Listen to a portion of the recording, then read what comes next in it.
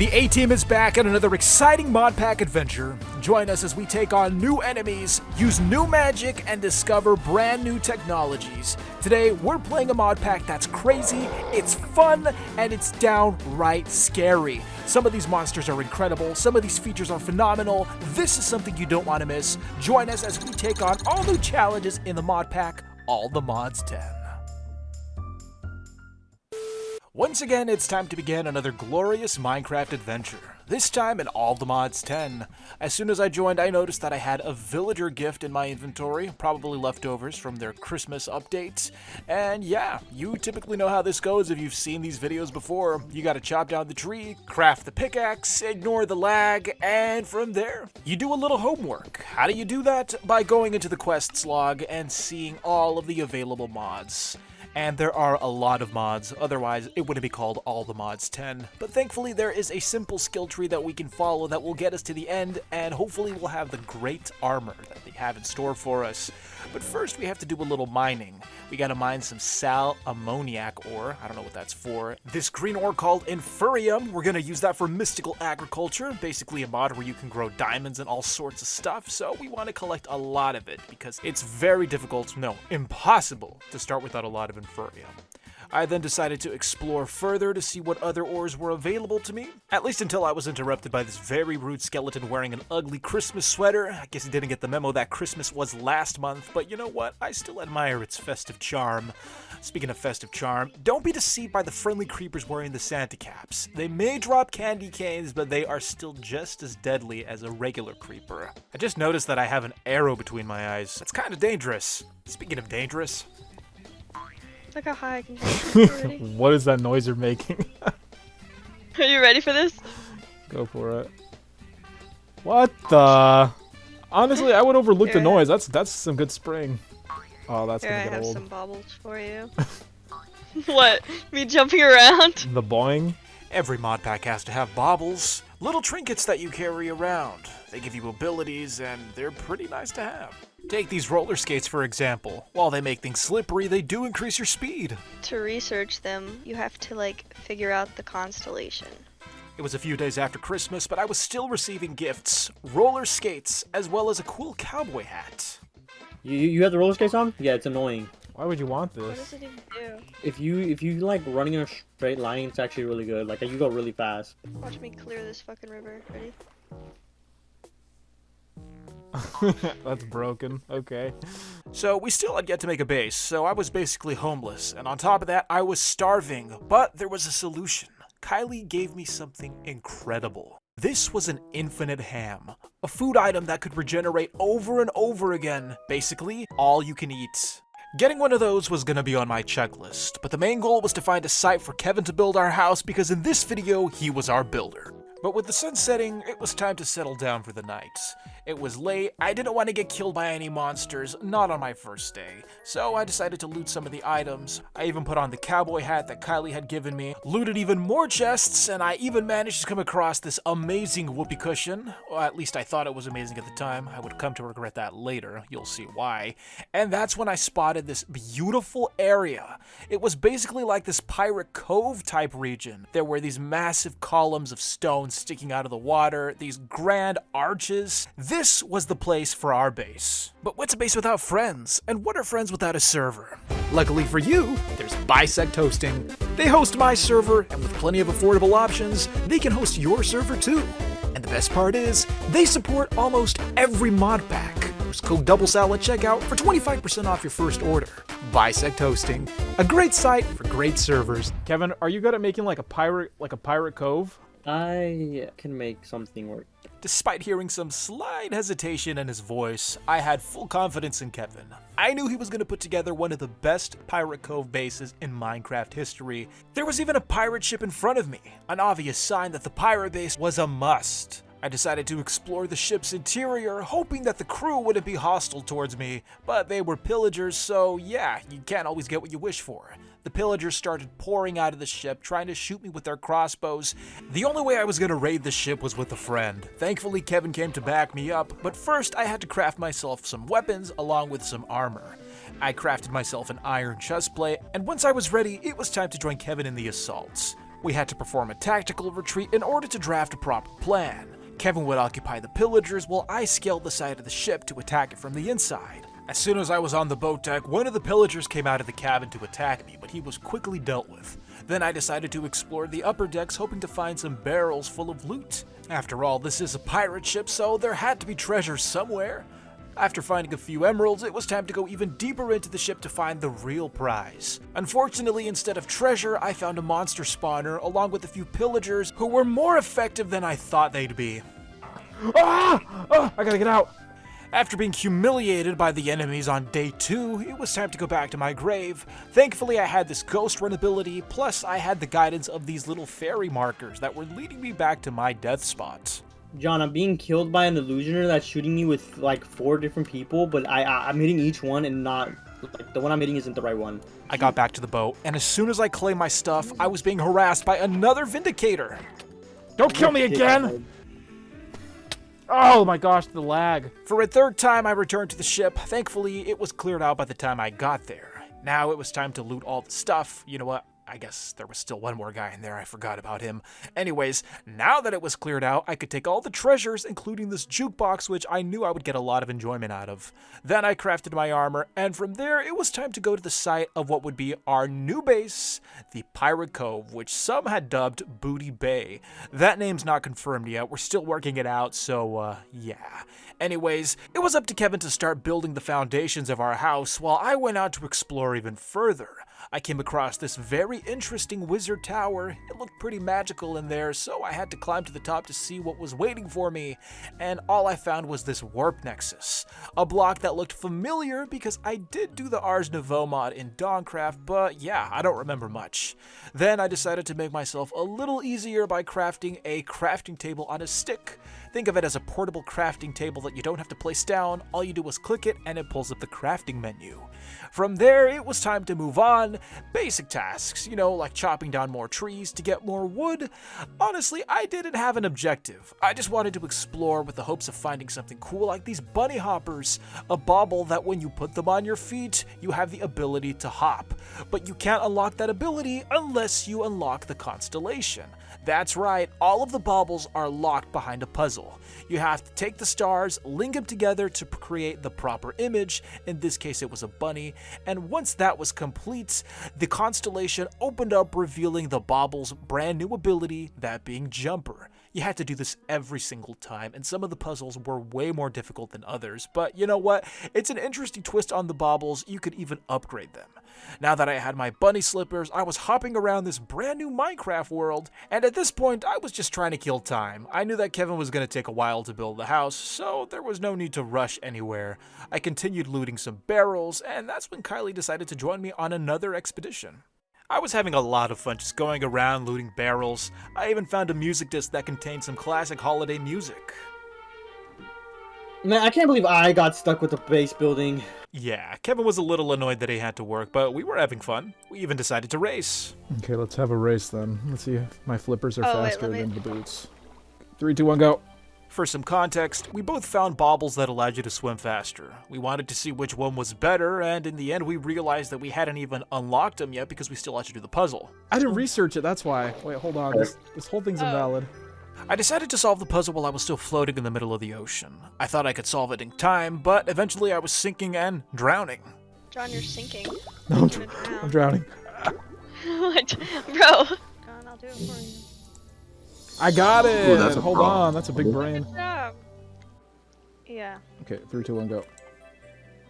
With the flippers now activated, it was time for the second round of the race. This time, we would actually see some results. And it turns out that the flippers were superior to whatever Kylie was using, some amphibian frog type deal. Anyways, it was time to move on. After hopping in the boat, Kylie ended up taking us to this weird island with some mysterious ruins. There were the remnants of what looked like an old portal along with a chest that had some weird loot inside. I say weird because the loot wasn't really loot. It was more of a, how should I put this, inconvenience. Ah! I teleported somewhere! What? How? I had a warp thingy and it teleported me. This was the result of interacting with an Explorer's Warp Scroll, an item that's supposed to teleport you somewhere, but as you can see, it just dumps you off in the middle of the ocean. Maybe we were missing something. This isn't even a place. really I'm just bad. in the middle of the ocean.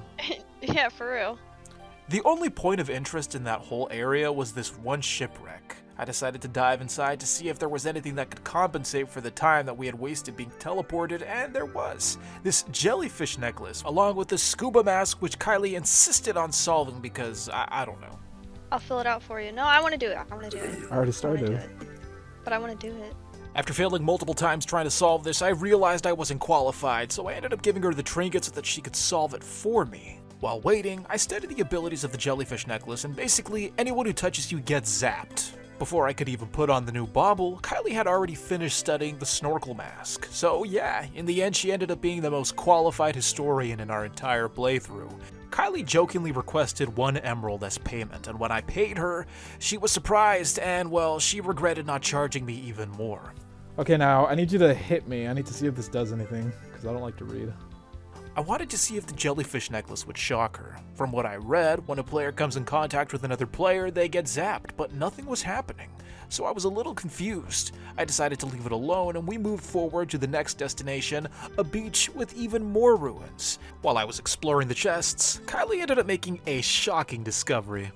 Sorry about the pun. You can unsubscribe now.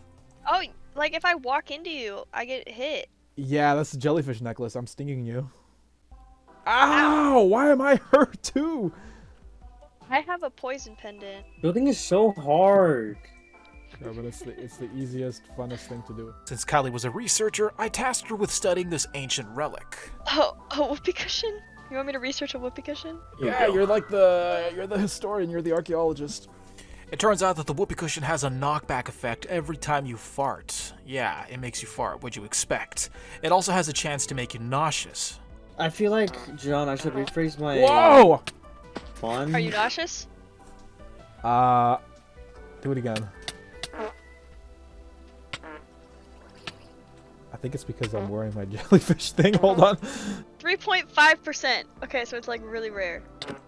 I'm just gonna be annoying. I'm just gonna be annoying this whole playthrough. Whether I'm jumping or crouching. Kevin was working hard, but we were working harder, making discoveries like this goat's horn. We should use that when we're returning back to the base so Kevin knows. Kevin ended up putting in an order for some wood from a specific type of tree, so we were off to find that, and thankfully a biome was nearby that had just what we needed. But first we had to do some more experimentation with the whoopee cushion. We were pretty close to a breakthrough on the sciences of it all. Wait, John. Yeah. It's doing it. What, the farting thing? Yeah, look. Did you just knock him back? Is that what that was? Yeah. Now, for some reason, my brain was telling me to dig straight down. My intuition could sense that there was a structure right underneath me, and it turns out that it was correct. It was a trial chamber. Now, I've never actually worked through one of these before. I don't know how they work or what you do in them. All I know is that there are crates that you can unlock, but how you unlock them, I have no idea. I decided to explore anyway, hoping that something would give me a hint as to how all of this worked, but all I ended up finding were monsters and empty chests. Thankfully, there were loot barrels. The problem was that I had no idea what any of this stuff was, especially this. What is this? What? I found a scroll with runes on it, and when I right-click them, like, these symbols appear on the ground. I ended up showing my discovery to Kylie, who was, safe to say, pretty impressed. Oh, I'm sorry. There you go. Thank you!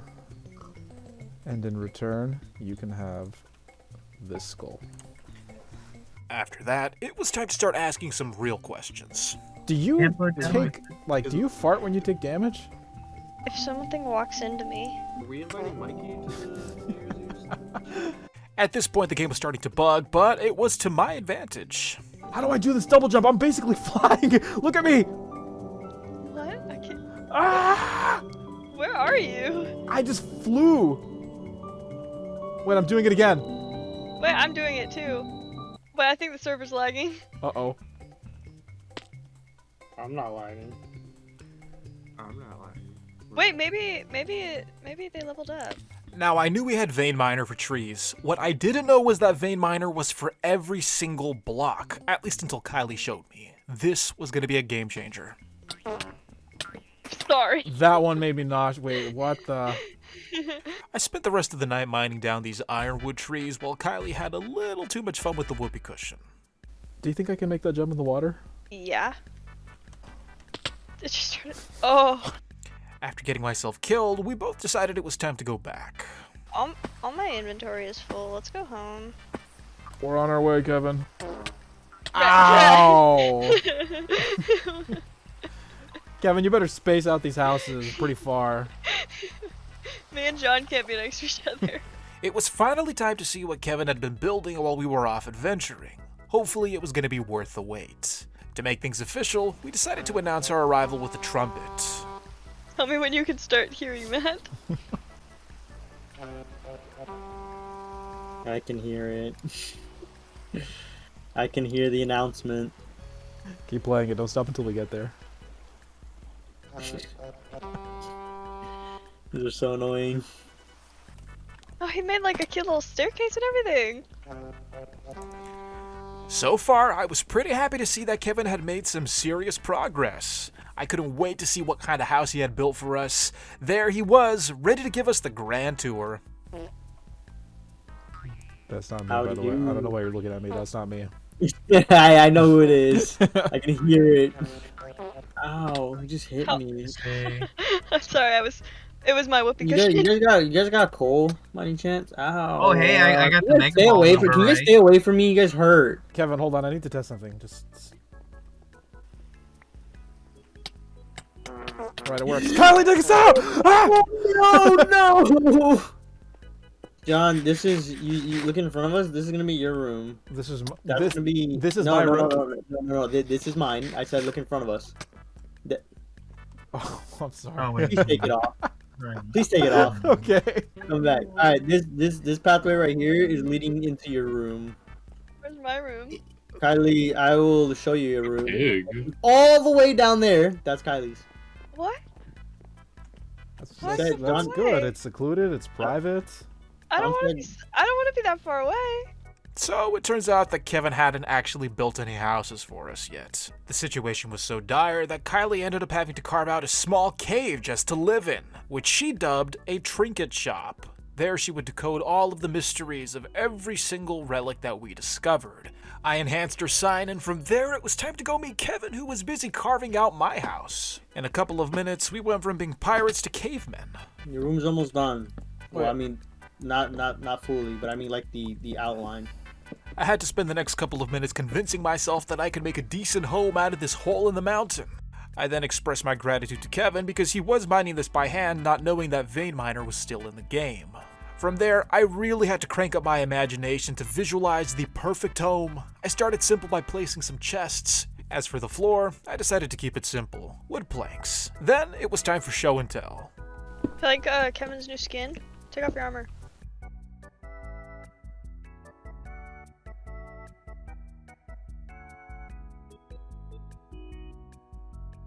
Why? Whoa, whoa, whoa! What are you doing? Look, I don't just wanted touch. I just wanted to make sure you could. There's a wizard tower right next to us. Is that the one you took it from? That's great. I'm thinking about doing like just one big wraparound window. Actually, this is a balcony. Yeah, this is a balcony right here. A balcony that will lead right into my house. Your house is gonna be over there? Yeah, Yeah, 'cause she Kevin's didn't- making she me didn't- look far she to didn't- look away. Bro, she didn't want the other one. That was farther That away. one was even farther. Why can't I just like be John's upstairs neighbor? He doesn't. He said he doesn't want to be near you. No, it's because we can't touch each other. Huh? Or I'm else putting my we jellyfish thing back on. set off each other's things. Look, man, if John's okay with you being his upstairs neighbor, that's for you guys to talk. Like that means I don't have to make your like another house right now. That'd be perfect, actually. I was thinking about making a second floor. I can be John's downstairs neighbor. Basement. Actually, I was thinking about building a basement. Like I was gonna use all 3 floors. I don't mind you being my neighbor. You can live over there on that side. That's my house. After disputing property lines, Kylie decided to finally settle down in her trinket shop, even renovating it to have a second floor, where she would live and store all of her stuff. It was a simple, modest home, but you know what? It's better than being homeless. At least that's the way she saw it. Perfectly fine. So now it was time to move on to the next big thing, pushing Kevin off the ledge while he's AFK. Well, actually, just kidding. The next big thing was to renovate my house, and about a quarter of the way through I realized that I didn't really have that many materials. Once again, it was time to journey with my traveling companion on an expedition that would yield lots of ores, wood, and anything else I could get my hands on. Now, I'm not gonna lie, a lot of time was spent trying to find a cave entrance. We didn't want to have to dig down, and thankfully that wasn't the case because all we had to do was look up. There was a floating sky island, and on top of the sky island, potential treasure. So using Vein Miner, we collected a bunch of dirt and stacked up all the way to the very top without trying to fall off. And at the top, a volcano. Now, the volcano didn't look like much, just looked like a cool generated structure, so we decided to descend inside, and it looked like it was going to be a dead end. Thankfully, she found an entrance to a hidden dungeon, and inside the dungeon, the loot we were looking for. This place was full of monster spawners, but surprisingly very few mobs, and lots of loot to go with it.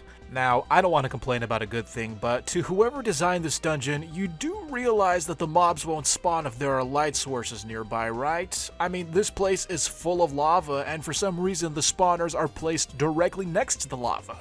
Just my 5 cents, you can ignore that. But anyways, yeah, it was a lot of fun just walking through and looting everything, and yet somehow Kylie still got herself killed. I don't know how, because I didn't even see the piglin brute that killed her.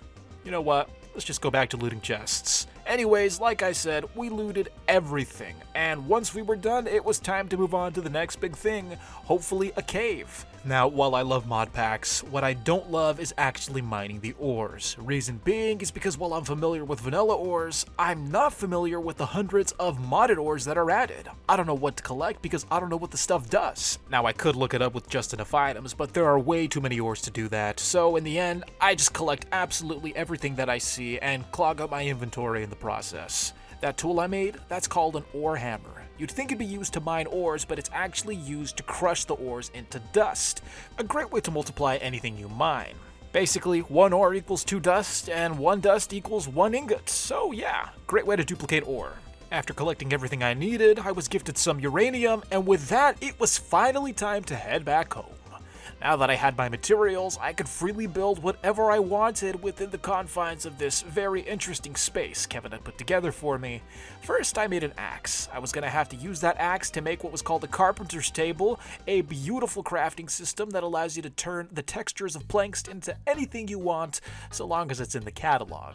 I decided to start small by making these planks into crates. That way this could look like a secret pirate's lair. You know, something you'd stumble across if you were exploring a cave. You know what, I think a better way to explain it is that I wanted this to kind of look like a shipwreck, or at least the interior of one. After taking care of this baby zombie, the next step was to craft a mason table. That way I could texture some of the stone around me. The mason table is basically like the carpenter table, but like I said, with stone. Lots of textures there to work with. While building, I noticed a lot of noise coming from Kevin's house, so I decided to check it out. Come and hit me. Huh? Come and hit me. Okay. Let's start. Hey, good luck next time, Kylie. That was enough excitement for one day. I went home, broke up the stone, and added my new wood floors, which I had textured with the carpenter's table. Slowly but surely, this gross cave was finally turning into the perfect pirate hideout. After that, I was invited to Kylie's house for a brief home tour. Although, to be honest, I wasn't really sure what she was going to show me, seeing as how the last time I was here, I covered basically everything in the span of 10 seconds. Is that like a trap door to Yeah, death? go down there. Good. No. I'm not gonna die. Nope. So yeah, in the end she lied to me, she ended up getting me killed, and then she had the audacity to complain when I collected my grave. So, Bro, you took the water with you. yeah, that happened. That was a thing. I don't have it anymore. It's gone. Is there a spawner here? There's gonna be at some point when I get around to it. I don't know what this does, John, and I hope it doesn't ruin anything, but I'm placing it in your house. A housewarming gift should be something like a mini cactus, not a box that lets out a demon. John, what is this? You open something up and it's like you let out a demon or something. What was that? It's gone now. It's in my walls. How'd you even get this? I don't know. I got it because you said you were doing that mod. Well, my house was haunted, though thanks to karma, Kevin was dealing with some frights of his own. I make boing sounds and fart, bro. How do I scare you? She makes got a it. boing sound and farts. With the house coming together, I was slowly beginning to wrap up the completion of the first front room. That's where I was going to sleep and store all of my stuff. Then I was invited for a real house tour this time, not some type of trap that was going to lead me to my death, in the new Kylie Cavern. At least that's what I called it for now. You built all this already? Now that my room was done, or I should say basically livable, it was time to start a mod, and in this case, I was going to begin mystical agriculture. The first step was to craft an altar along with the pedestals. This is where I was going to craft seeds, and with these seeds, we were going to be able to grow lots of ores. Meanwhile, Kevin was making more special progress of his own. I mean, it looks rickety. Sounds like something you see at a pirate base. That's exactly what I'm going for. I'm not even done either.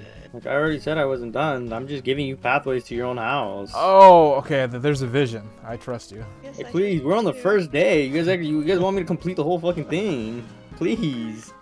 Why do the ladders look like this? Oh, they're rope link ladders. Kevin, you did put thought into this. That's cool. That's what I'm saying. Like, it's not even finished. You just already want to redo it. Like, what the hell? Is that my frog lights? My one dripstone? Stand under it. I'm okay. I feel like it needs more like ruggedy lookingness, but like I still want to have like a floor, you know? Kylie wanted to add some pizzazz to her base, so we added some moss, a few shrubs, basically any type of block that could make the cave feel a little more organic. To thank me for helping her, Kylie decided to go into my house and, well, set off a creeper. John, there's a There's- creeper inside your house. I know, I trapped it in there. Kylie just walked in there. Nice. Just saw it. Like, I expressed there being a creeper in your house and she walks in. My bad. After swearing off charity for good, it was finally time to get back to mystical agriculture. I began by crafting the rest of the pedestals that I needed to complete the infusion altar, and from there it was time to move on to actually assembling the altar itself. All you have to do is place the pedestals around the altar, and then from there you are good to go. First, I decided to craft some infurium farmland. With this, I'd be able to plant ore seeds. Infurium essence could be mined, but it could also be farmed. But the first thing we had to do was craft a wand. After crafting the wand, it was time to make the infurium seed so that we wouldn't have to go mining for it.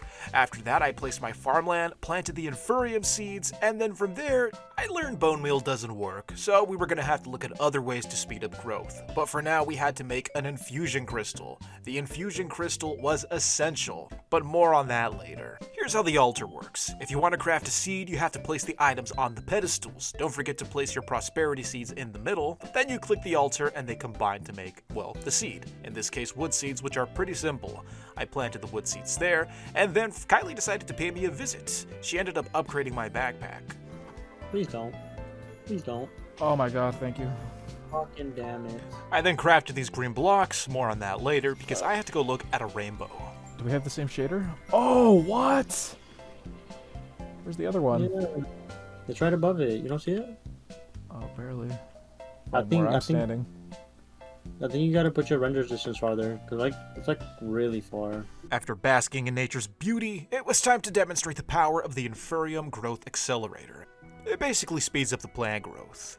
As for the base progress, Kevin added a dock and some little details to bring it to life. He added some lanterns, barrels, pieces of driftwood, little things to tie it all together. In return, I wanted to give Kevin a tour of my facilities.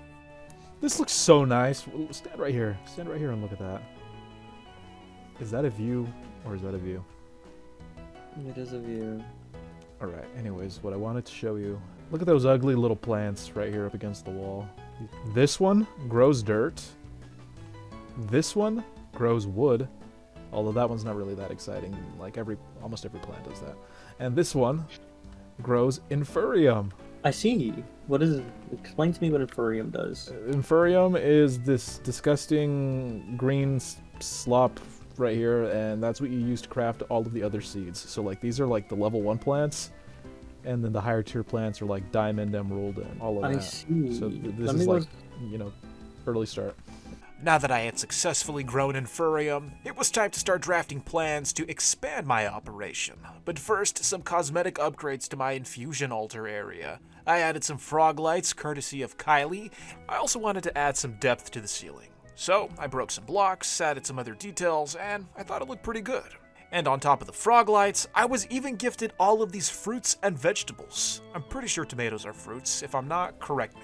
Next, it was time to use a new block I had crafted, a saw. Basically, you put wood in and you can craft a ton of items. In this case, I was gonna craft some barrels. Now, these weren't like your typical vanilla barrels. These were just cosmetic. I hate doing smart people fucking mod packs. Holy shit. Hi. Hello, smart person. You like my table? Yeah, it's cute. Can you be a smart person for a second? What would you have me do? Set up the spawner. Here it is. Primitive alloy smelter with 3 coal.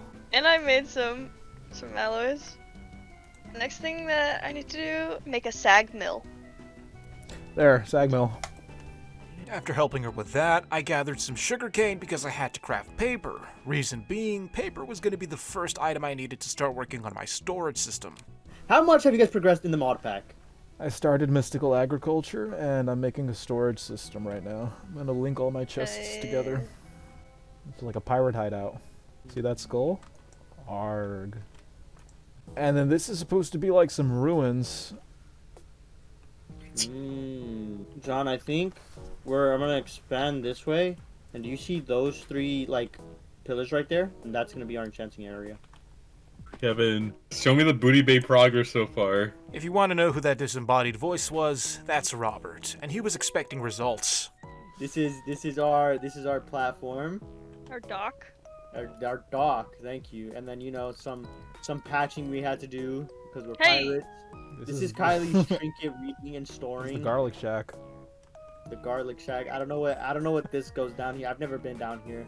But just know it leads you to your death. I've seen John die to it. This is if you want to walk the plank, I'm eventually gonna throw you a deep epic. But we're gonna ignore that. If you come up here, you're gonna see the portal of hell. That's right, Sean. And then if we come up here, we have. Oh, this is my house. Yeah, this is the hideout. We got a lot of stuff going on in here. We got storage. We have the crafting corner. We have a table for 1 right here. And this is where we make seeds. Well, we have our trusty pirate ship right here, ready whenever. I We see. head out. I built that, by the way. So that took the most of the time. Booty Bay isn't done yet. It's because I still got to build like random houses you see on Booty Bay, like around on the edge of the mountains. But Tess. this is Booty Bay so far. This is day 2. What do you think? Yeah, man, day 2. Yeah, I expected a whole lot more if I'm being honest. Out of day 2? I'm doing Yes. this in survival, please. No, but like you guys are spending a long time on that world, so I don't know. Kevin is the only builder. Yeah, he's a tough critic. Well, I needed quartz for my storage system. Okay, on a scale of 1 to 10, how dangerous is the Nether? 10 being the most deadly. 10. Because I need 1 piece of quartz. If you're a Minecraftian, I give it like a 6. A Minecraftian. Alright, I'm going to the Nether. I'll be right back. But it's pretty bad. Yeah, I gotta say that they were kind of exaggerating. It wasn't that bad. See, they had walked through the portal previously, and well, they didn't look down when they were walking, so they fell. No way. Today is my lucky day. Because they were terrified of going back into the Nether, they actually missed out on this piece of ancient debris which was right by the portal. After gathering the quartz, which was conveniently located right by the portal entrance, it was time to go back to continue working on the storage system. I needed the quartz to make myself some redstone components along with a storage controller, basically the brains of the storage system. Now, don't get your hopes too high for the storage system. The mod was actually way more basic than I thought it'd be. With the device in my hand, I could link all the crates to the storage controller. Now, how exactly that would benefit me, I'm sorry guys, but I don't actually show you because I gave up on this mod. Too complicated for me. Well, at least we still have mystical agriculture. As for Kylie, she was working on making the mob grinder. I had to deliver some torches to her, and in return, she actually gifted me something useful. Not death this time, not a creeper exploding in my base.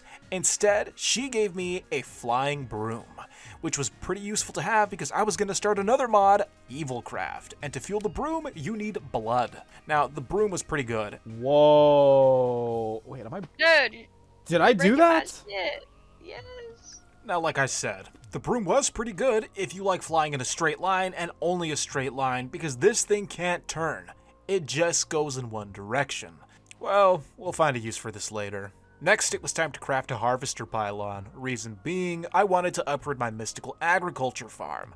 Now, what does a harvester pylon do? It basically harvests your crops and replants them automatically for you.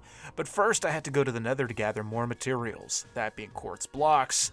I went inside this fortress to find some gold along with some nether wart, and of course my fair share of wither skeletons. Now, I know that quartz was my priority, but come on, there was a lot of loot in this place, and hopefully I could find some good treasure along the way. But no, just more wither skeletons and some pretty mediocre items. Once I had collected the materials, I went back to the overworld to go check on Kevin's progress. He was making a new area for enchanting, but first he had to build this really long bridge. As for Kylie, she finished her mob grinder. I went there to go click the waystone, that way I could teleport whenever I wanted, and well... Ew. Why'd you say ew? I can pick up the mob drops. Thank you for making this, Kylie. I'm grateful. I'm going back home now. Yeah, you're welcome. I was back in the Nether for a third time because I forgot to mine blackstone, another essential component to making the harvester pylon. But first, gold blocks. I mean, come on, if you're presented the choice between mining gold blocks and blackstone, you gotta go with the gold blocks. Once I had the blackstone, well, I was already here, so why not continue the journey? I explored hoping to find even more gold blocks because I noticed that Kevin had an abundance of wealth and he said it all came from the Nether, so I was hoping to get as lucky as he did. I came across this structure inhabited by zombie piglins, and on the inside, a baby piglin, including some chests and an anvil and a bunch of other stuff. At first, the loot looked a little underwhelming. Some arrows, some bone blocks, but then when I saw the upgrade template, I knew that this journey through the Nether was going to be very financially prosperous. I collected all of my gold, threw it in my storage system, and then I made plans to go back to the Nether. But you know what, that was recreational. There was some real work to be done. We had farming that we had to do, and farming, well, it's going to be way more profitable than journeying through the Nether. The first step was to expand this area. You see, there wasn't a lot of farmland where we were living at here in Booty Bay. I had to terraform, place a lot of dirt. I even put up some fences, that way I wouldn't fall down, because sometimes I can be a little clumsy. I added some lanterns, that way the monsters wouldn't spawn on my newly created platform. The last thing I needed was a creeper messing up my terrain. Essentially, the goal was to maximize as much space as I could in this tight area. Then somehow, and I'm being honest here, I got sidetracked. I went from making a farm to doing some more interior decorating. I crafted these neat standing torches, which were basically just little fire pits. Then I went to go collect some wool because I needed a rug in my living room. Like I said, I got extremely sidetracked, so much to the point where I was off venturing for blocks like wool. Once I had the wool, I crafted a new crafting station called a loom table, just like the carpenter's table, except it retextures wool blocks. Once I had the proper texture for the wool blocks, it was time to start experimenting with rug designs. There were a lot of textures to choose from, but I wanted to pick something that was a little rugged. You know, something that looked like I had some wear and tear. This was a pirate base after all, and if you have a rug in a pirate base, don't expect it to be in the best condition. I added a waystone, that way I could quickly teleport back to my base, and basically this was the design I ended up settling on. This old tattered rug that was just there in the middle of the room. As for my bed, I didn't want it to look like a regular bed, so with some trapdoors I decided to convert it from a simple bed to a nice little couch, you know, like a little love seat. There I could warm up by the fire and doze off into dreamland. With that now complete, my house was just a little bit cozier. And now, for the cherry on top, I crafted a little display case. I wanted a place to store my spyglass, that way people really knew I was a pirate. With the spyglass and the skulls on the mantle and everything in place, now this was a real pirate base.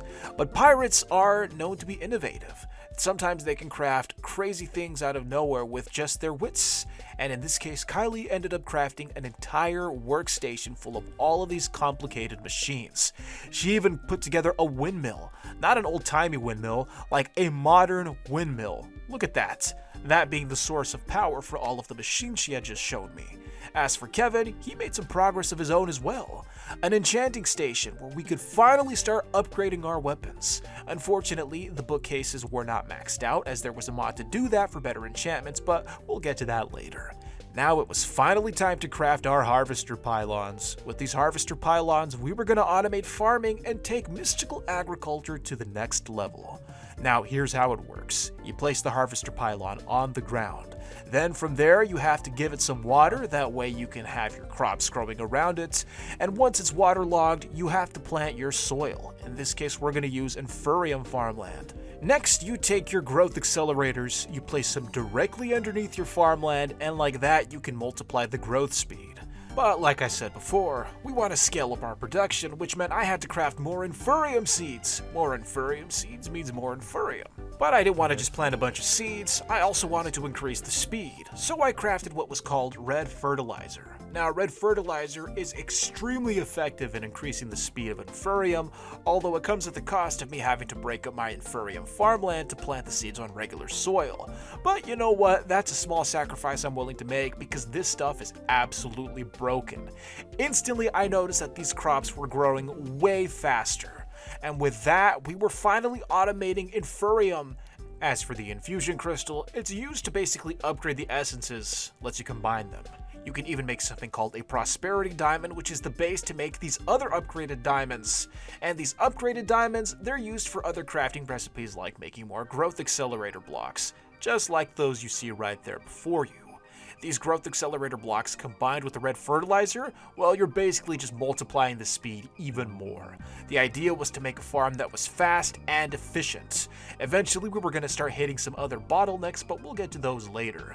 These blocks were pretty expensive though, so be sure you have plenty of diamonds. Don't forget to put hose inside of your harvester pylon, or else they're not going to harvest anything. The crops are going to grow and they're just going to stay that way. In order to kill some time, I was going to do some interior decorating in the back room. You see, this area was a little neglected and I didn't like how plain it was, so I took some inspiration from Kylie's base and went for a mossy cave design. I broke some cobblestone down, and then from there it was time to start customizing it with more blocks and some moss and basically anything to make it look overgrown.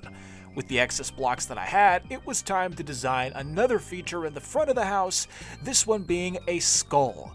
If you can even call it a skull, I mean, I think it kind of looks like a skull. I thought it would be a nice addition for my pirate base. And then finally, to kill even more time because these crops were taking a while, I decided to start researching some of my baubles or my relics. Once the relics were researched, I gave them a test drive, and these things were pretty effective, especially the spriggy boots. I added some mossy slabs and some moss carpet, and the back room was eventually complete, ready for work. With all of that out of the way, the essence was finally ready to be harvested and upgraded to Prudentium. But first, a house tour from Kevin. Okay, This guy just entered. I see that you added to your room. It's not a cave anymore, it's a home. And it looks like ruins. Oh, you got some chandeliers? No way. You probably went exploring too, because you got a ton of emerald blocks. Where'd you get all the gold? In the Nether, there's just an abundance of everything. Yes, Kevin's building skills were really coming together, or so I thought. You see that beautiful boat down there? You'd think Kevin built it, right? Wrong. Kevin cut corners in the most heinous way possible. You see that boat that he handed me? Well, that basically allows you to generate an entire structure for absolutely nothing. You even get to pick which structure you want to generate. There's just tons of options. See that hologram? Oh, hold on. How do I change the style? Byzantine, Shogun. As you can see, there were a lot of options, and I had to pick one that was just right. What does Shogun look? Oh, Shogun looks cool. Oh, that one is a Viking ship. In the end, I ended up settling for a more European design as opposed to Kevin's. You see, this resembled a pirate ship, at least in my eyes. It was small, but you know what? It was a worthy vessel. We gotta build the dock. Whoa, I'm flying. We gotta build the dock between these two. How are you flying? Sometimes the server lags and my double jump is extended. I wanted to explore the interior of the ship. You see, this ship came from a mod called Mine Colonies. That's basically what allowed us to generate this whole thing, and sometimes these mine colony builds come with free stuff. In this instance, Kevin's ship came with a bunch of diamond blocks and gold. As for my ship, well, it came with some wool along with some pork chops. Yeah, pretty useful. This is Kevin's ship. Let's take a look inside here. Kevin's ship was more of a Roman design, although I don't know what he did to deserve all of this loot. Wow, this is actually. Oh, what? Diamond block? Yeah, up here, down. This was like the quarters where I found the pirate outfit. It was like standing right here. Nice. This is going to be a surprise for Kylie. There's no room for Yeah. her on this side, though. She's going to have to make a boat elsewhere. Alright, tell her I built them. Yeah, I will. Look what Kevin built. I noticed that Kevin was using a really interesting tool which I planned on making later, but first I had to make myself some steel with coal and iron dust. At this point, iron wasn't really cutting it anymore. And yeah, steel armor. It's pretty decent stuff. It's not the best, but you know what? It's not the worst either.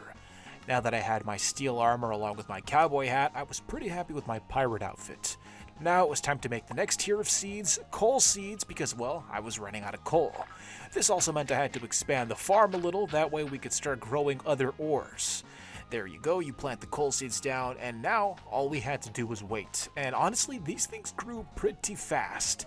What you get is coal essence, which you combine to make 12 coal.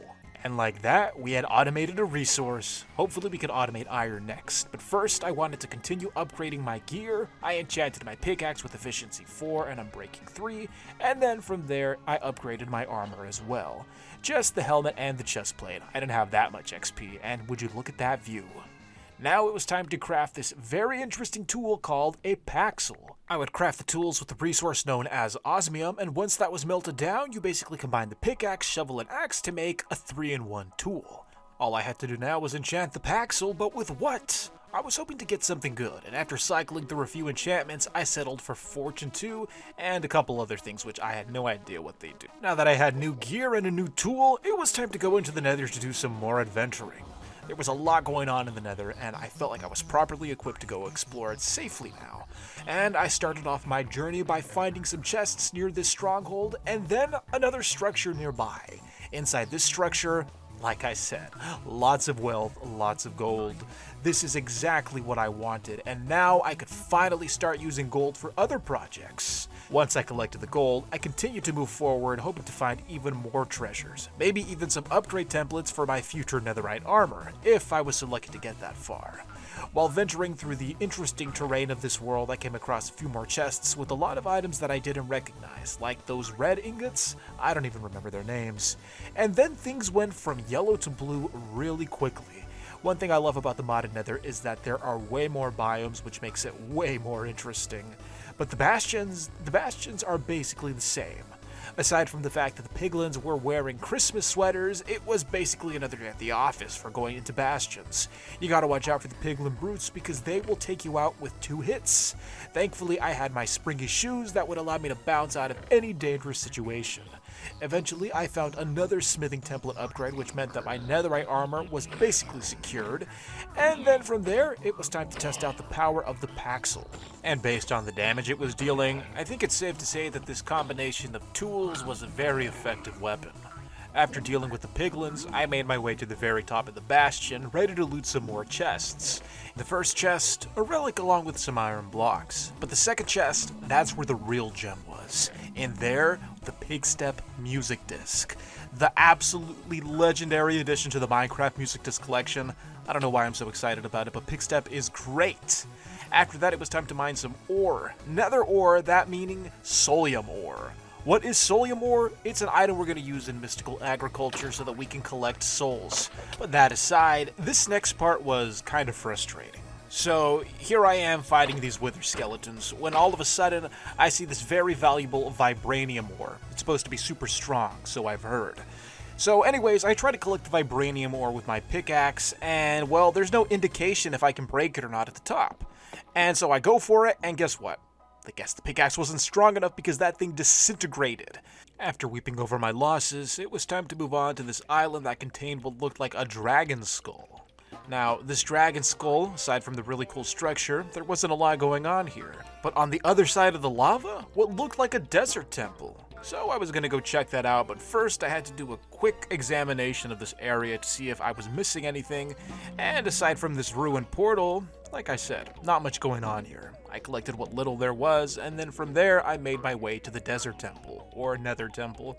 Once I was there, I carefully walked around hoping not to set off any traps, because, well, that's what these things are known for. While the outside looked similar, the interior was a little different. There wasn't a hole that I had to mine through with chests at the bottom, so I thought I was safe, but I guess I set some TNT off by opening the chest. I don't know how. So yeah, rest in peace to all that stuff that was in there. The last structure of this Nether expedition was a pirate ship. Another pirate ship. Now, there were enemies on board, so I had to be extra careful when bridging across, but you know what? Sometimes fate just tells you no. So, yeah, let's just ignore what just happened.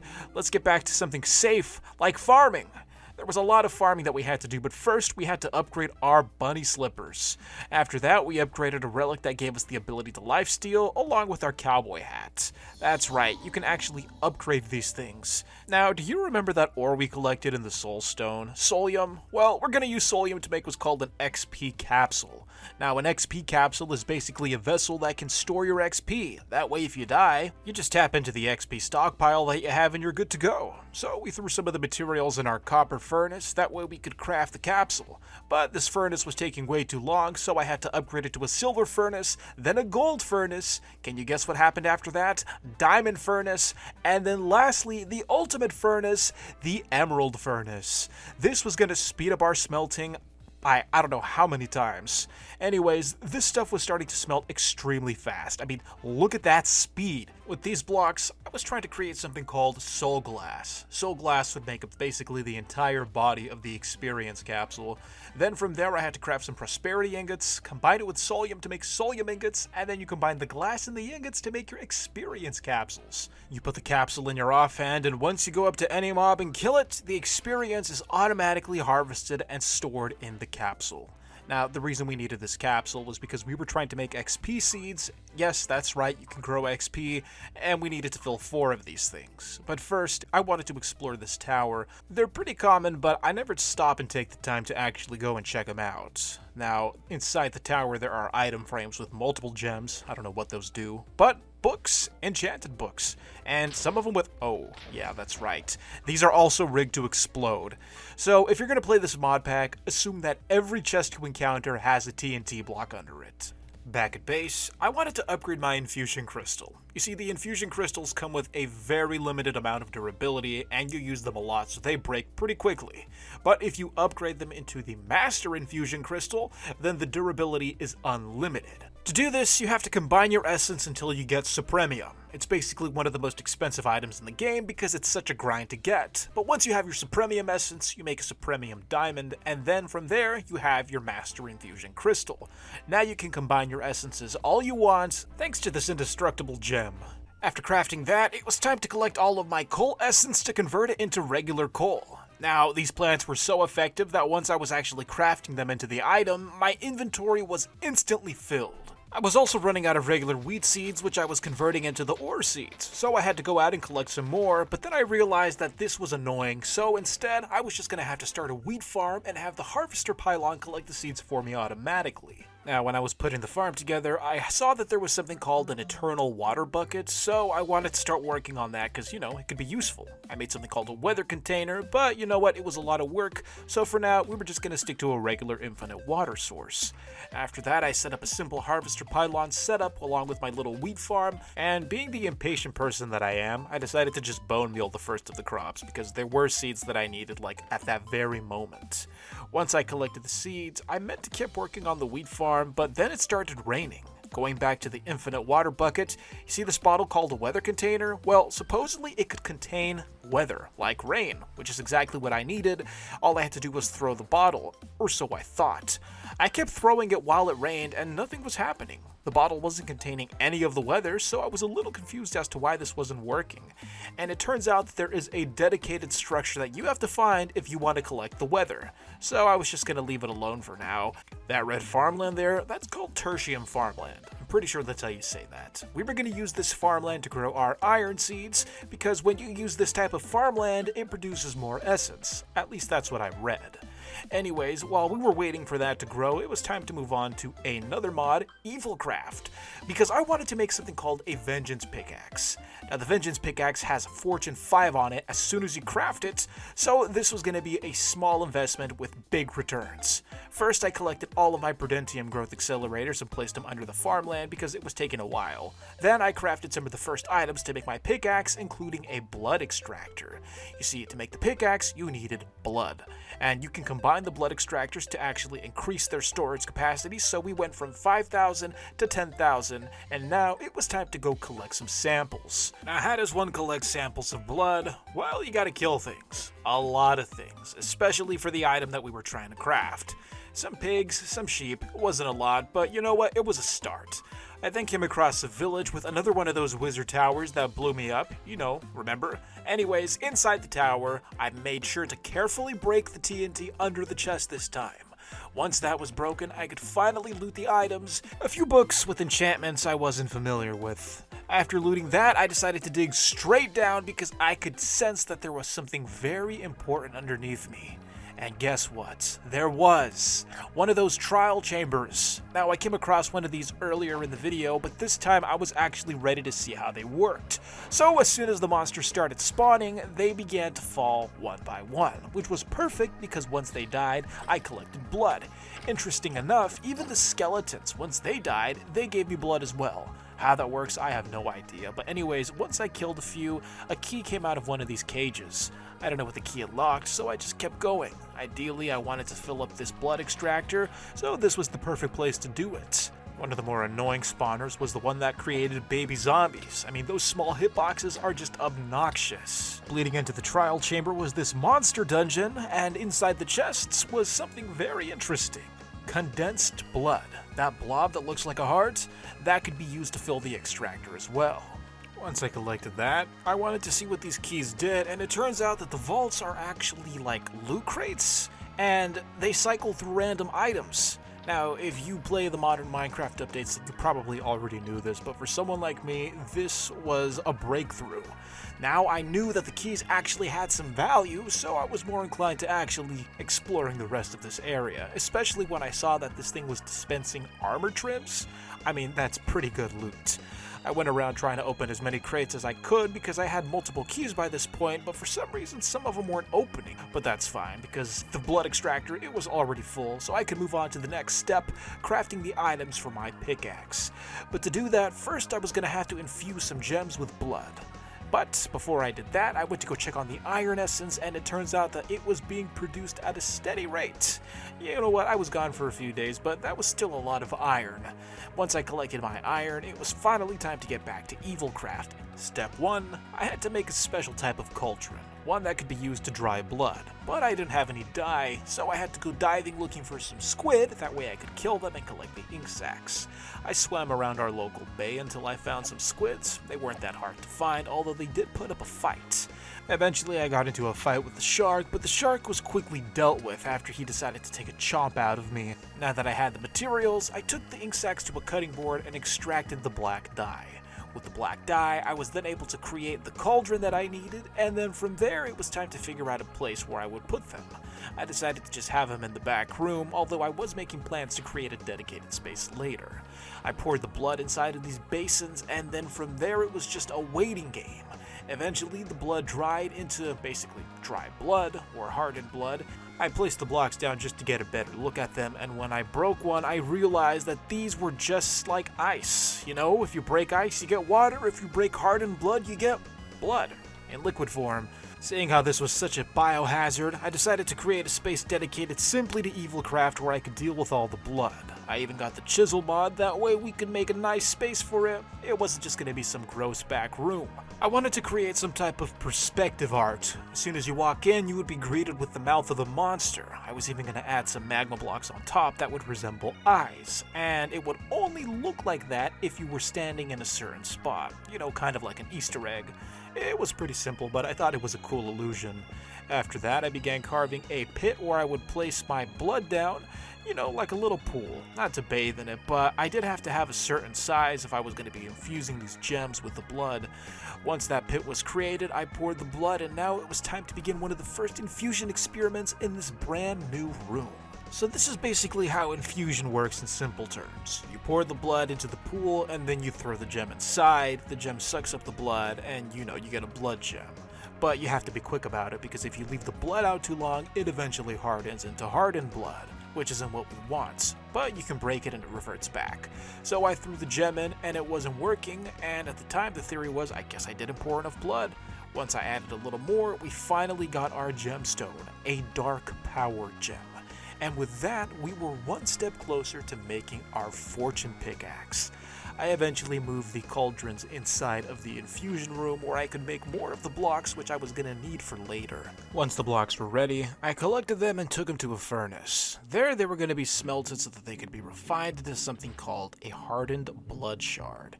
Here we go, putting them into the furnace there, and I'm still amazed by that speed.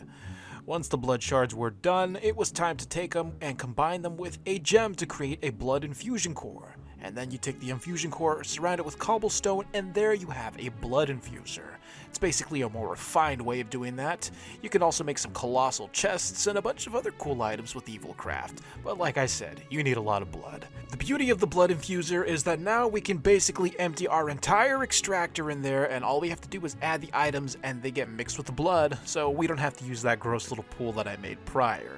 We also have to make some undead trees. Undead trees, I think that's what they're called. And to do that, you first have to dry some saplings in the basins until they become dead bush. Once you have your dead bush, you put it in the blood infuser, and there you finally get a special type of sapling. The reason this sapling is special is because once you grow it, and here I am spamming it with bone meal, well, the tree starts to bleed. It's like a bloody tree. I don't know how else to explain it. You see it dripping on the floor? That's blood. Anyways, we're not here for the blood, although you can collect it. It's a slow, inefficient way to get blood. What we want are the undead logs. Once you chop down the undead logs from the undead tree, instead of getting more undead saplings, you just get the dead bushes back, which you have to infuse again with more blood if you want to regrow it. Combine the planks with a dark gem, and you get a dark stick, which is going to make the handle of the pickaxe that we're trying to craft. Now that we have all the ingredients, 2 dark sticks, 3 diamonds, and some hardened blood shards, and like that you have a vengeance pickaxe. A tool that automatically has Fortune 5, which is just what we needed. But before we move on, there were a couple of other evil craft items I wanted to try, like this ring here. The ring allows you to control spirits, which is just what we need, because every time we mine with this pickaxe, there is a chance that a hostile spirit might spawn and attack us. So we're going to need that ring to keep ourselves safe. But first, to make the ring, we have to crush some of these gems with this squeezer. To make the squeezer work, all you have to do is jump on the top, and eventually the press will come down onto the gem and crush it into dust. Then you flip it with a lever, and the machine resets, ready to crush more items. So I repeated this process a few times until I had enough powder to start crafting my ring. After that, I went to go get some iron, and from there I had all the ingredients I needed to craft the vengeance ring. But the vengeance ring was just the first step. I combined it with more materials to make this new item here, and with that, this vengeance focus was going to be used to actually control the spirits and put them in the spirit box. An item you may recognize because earlier Kevin actually opened it and released a spirit in my house. So I went back to his base to go see if he still had the box because I wasn't trying to craft another one. I need the purple box. The purple box. Kevin, you gotta have it. You gotta have the purple box. What's it called? Do you know what it's called? It's called the Box of Eternal Closure. Pretty sure I left that box in your house, didn't I? I don't remember. What's it for? Evil Craft. Whoa, whoa, whoa, whoa! This is sacred. It's my What is this? it's my sack. It's nothing. It's where I take a bath. I didn't even read. Did you make this look like another skull? No. Bro, this looks like a skull. It's perspective. It looks like that, but that's not what it is. Stand right here and just see yourself out. Let's look for that box. Is this a demon chamber? What the? I gotta make it. So Kevin didn't have the box, but thankfully he was generous enough to donate materials to make one. Hey, John, do you want to look at something? Sure. You remember how you asked me to make a safe house? Yeah. Oh, how did you do that? I'm in my safe house. Am I in the safe house? You're in the safe house. What is this? A safe house. Are we in a dimension? Sorry, I haven't really lit it up. But yeah, this is safe house. This is the box. Yep. You want to box yourself? If you ever want to leave, you just click on one of the square things. It's so random. How Here, come the have custom a name box. is Nerdoc? You're asking too many questions. Leave Nerdoc alone. After being gifted a safe house, according to Kevin's phrasing, it was time to move on to brewing. I was gonna need some potions if I was gonna craft this spirit box. To make things simpler, I decided to make myself a little brewing station, complete with some shelves so that I could have chests containing all of my potion brewing ingredients. A simple double chest, you can never go wrong with that. I also wanted to create a sink. Usually people have cauldrons that they can use to get water for their bottles, but a sink was another form of infinite water source.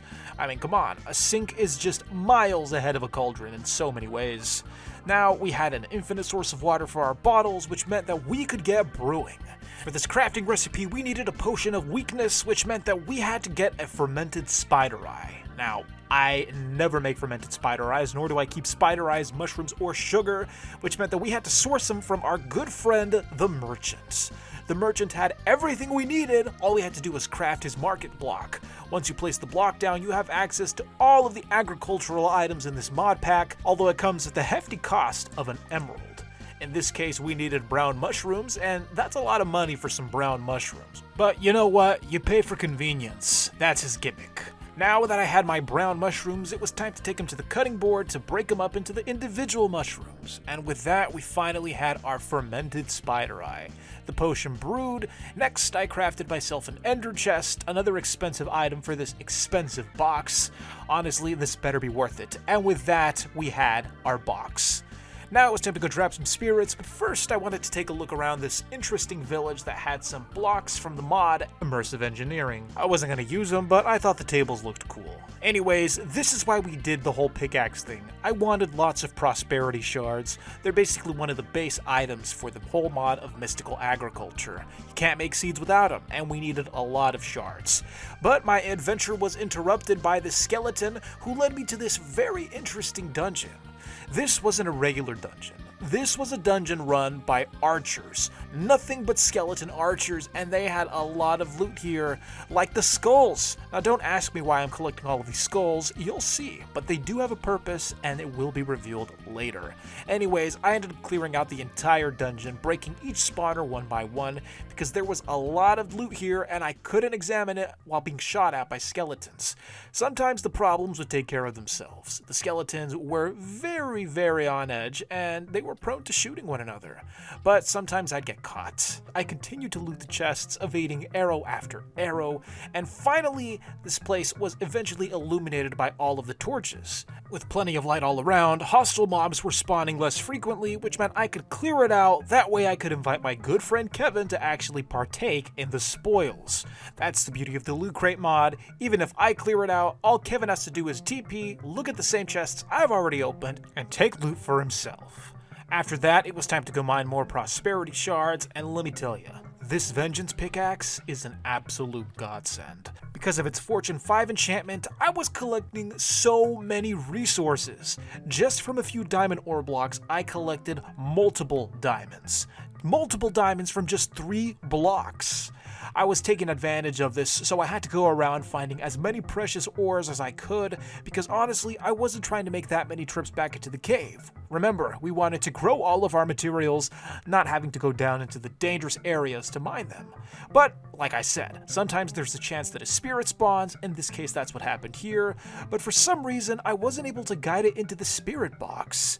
This game mechanic was proving to be a little more tricky than I had expected, but I left it alone because Kylie had logged back on and Kevin was ready to pull off the greatest scam in Booty Bay history. Oh, I built 2 boats. Oh yeah? Yeah. That's No, good. they're you more seen than them? boats. They're vessels. Uh-oh. Yeah. You gotta check them out. It was time to see if she was actually gonna fall for it. I had my doubts, but hey, maybe Kevin was actually gonna pull this off. Ah, cute. Wait, those are actually really cute. Wait. Kevin, this is good. What the hell? You built these? You didn't build these. You didn't build these. You even put a fucking map in it. I know exactly what these are from. These are from mine colonies. They're the supply ships. Dummy. I didn't put much effort in hiding it. Well, Kevin failed, but you know what? At least he came out a richer man because his ship did come with diamond blocks after all. Yes, Meanwhile, it did. Kylie was frolicking. Let me show How do you do that? What? Like, I don't know how to describe it. What? Why do I do what? You look like one of Santa's reindeer. You're just kicking and you go higher and higher. You said Okay, you wanted One, why are there more room? skulls in my house? I don't know. I thought you just like skulls because you're going for like the abandoned cave. Because these ones were not here the last time I logged in.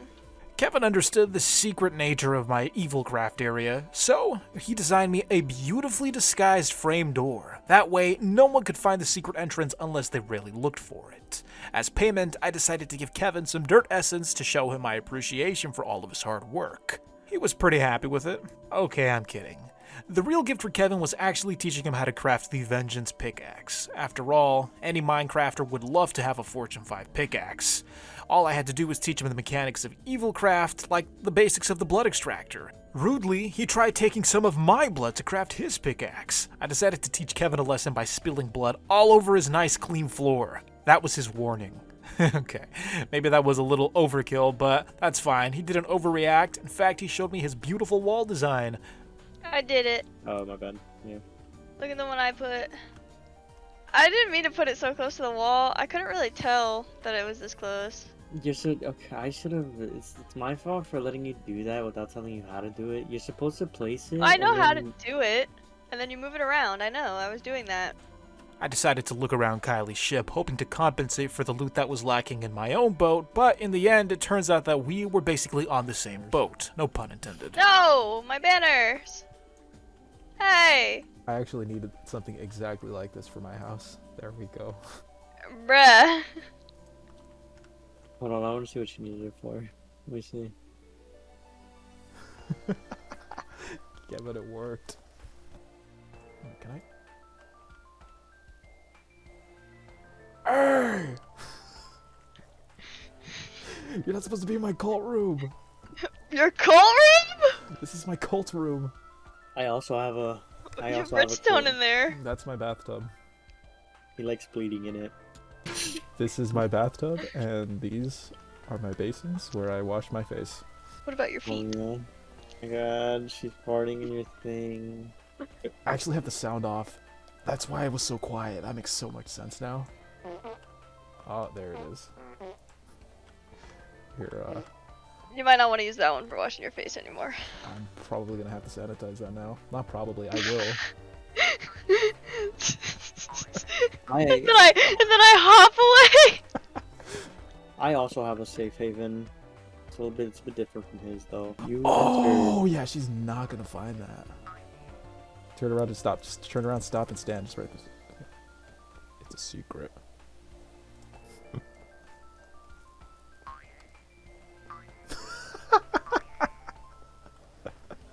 Alright, you guys are my safe haven. Oh, my safe haven. Wait down. Kylie blends in with the walls. I She what? does blend in You with blend in with the walls. walls. Do I? Yeah. I don't. What do you want? Stand right here. Stand right here. In this corner. Let me go over here. Yeah, I can't even see you.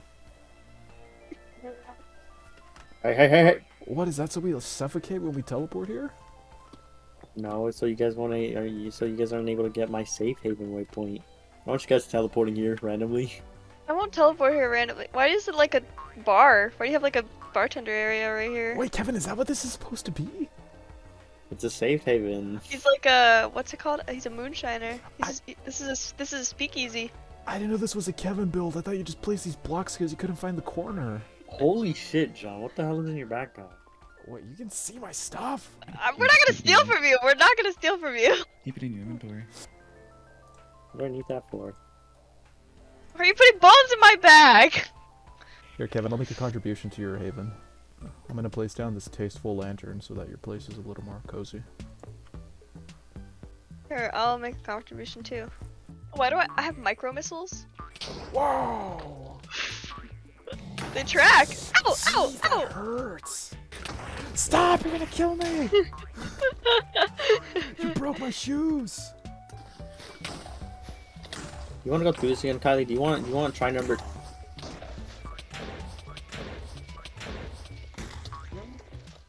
No Kylie. way! Kylie. No way! Kylie. And she just disappeared! Why would you do that? Do what? Do you know how many levels I just lost? I don't know what I did. Murdered me in my own home. I don't remember doing that, but okay. She's getting further and further away. You can run, but you cannot hide. I am coming. I'm sure I can hide, actually. Kylie had just committed a cold-blooded murder right in Kevin's safe haven. Kevin had commissioned me to track her down, that way he could get his revenge, but she was nowhere to be found. She was on the run. Okay, where's our leader? Is Kylie our leader? Who's the leader? Kylie, she's the party leader. You hear this? Captain Kylie? That is maybe. Kevin was ready to go. He had made a little speech on camera, but I had to cut it out because it was way too long. Once he concluded his words, he was ready to begin his hunt. I followed him around like a cameraman who was filming a nature documentary just to see what happens. It's okay. Like I said, it's just for convenience sake. You just mow through blocks. I want to see you fly through a mountain. To help Kevin out, I loaned him my flying broom. That way he could travel across the world easier, and this thing was powerful. I mean, he was just flying through mountains. Eventually, we had gotten a lead that Kylie was somewhere underground. Unfortunately, it was wrong. Well, one second, John. We seem to have an escapee. Hey, partner, how you doing over there? Talking to me?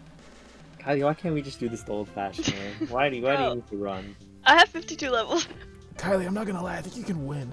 You might be able to win, Kylie. Like, Kevin only has like medieval tools. You got missiles. Like, you actually have ICBMs. You can win. Eventually, the fugitive was spotted, frantically pacing across the sky with the hopes of making a grand escape. Little did she know. It's just a free-for-all, Kylie. You just need to beat me one more time, and then I'll leave you alone. John! What? John! This isn't- Let me up! That's a thing.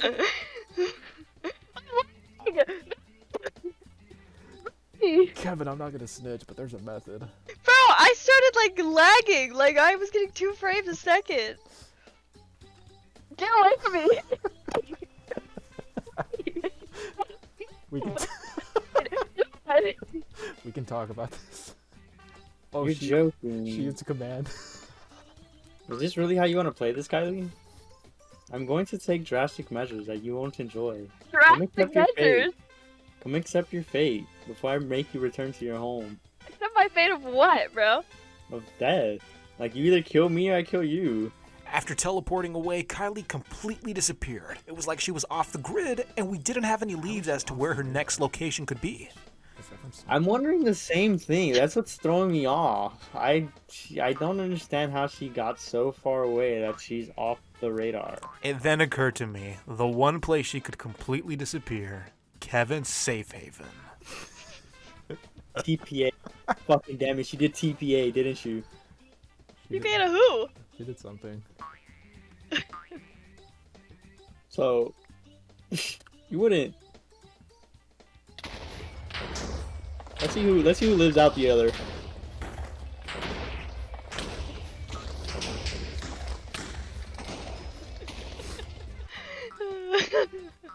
Do you like my hiding spot?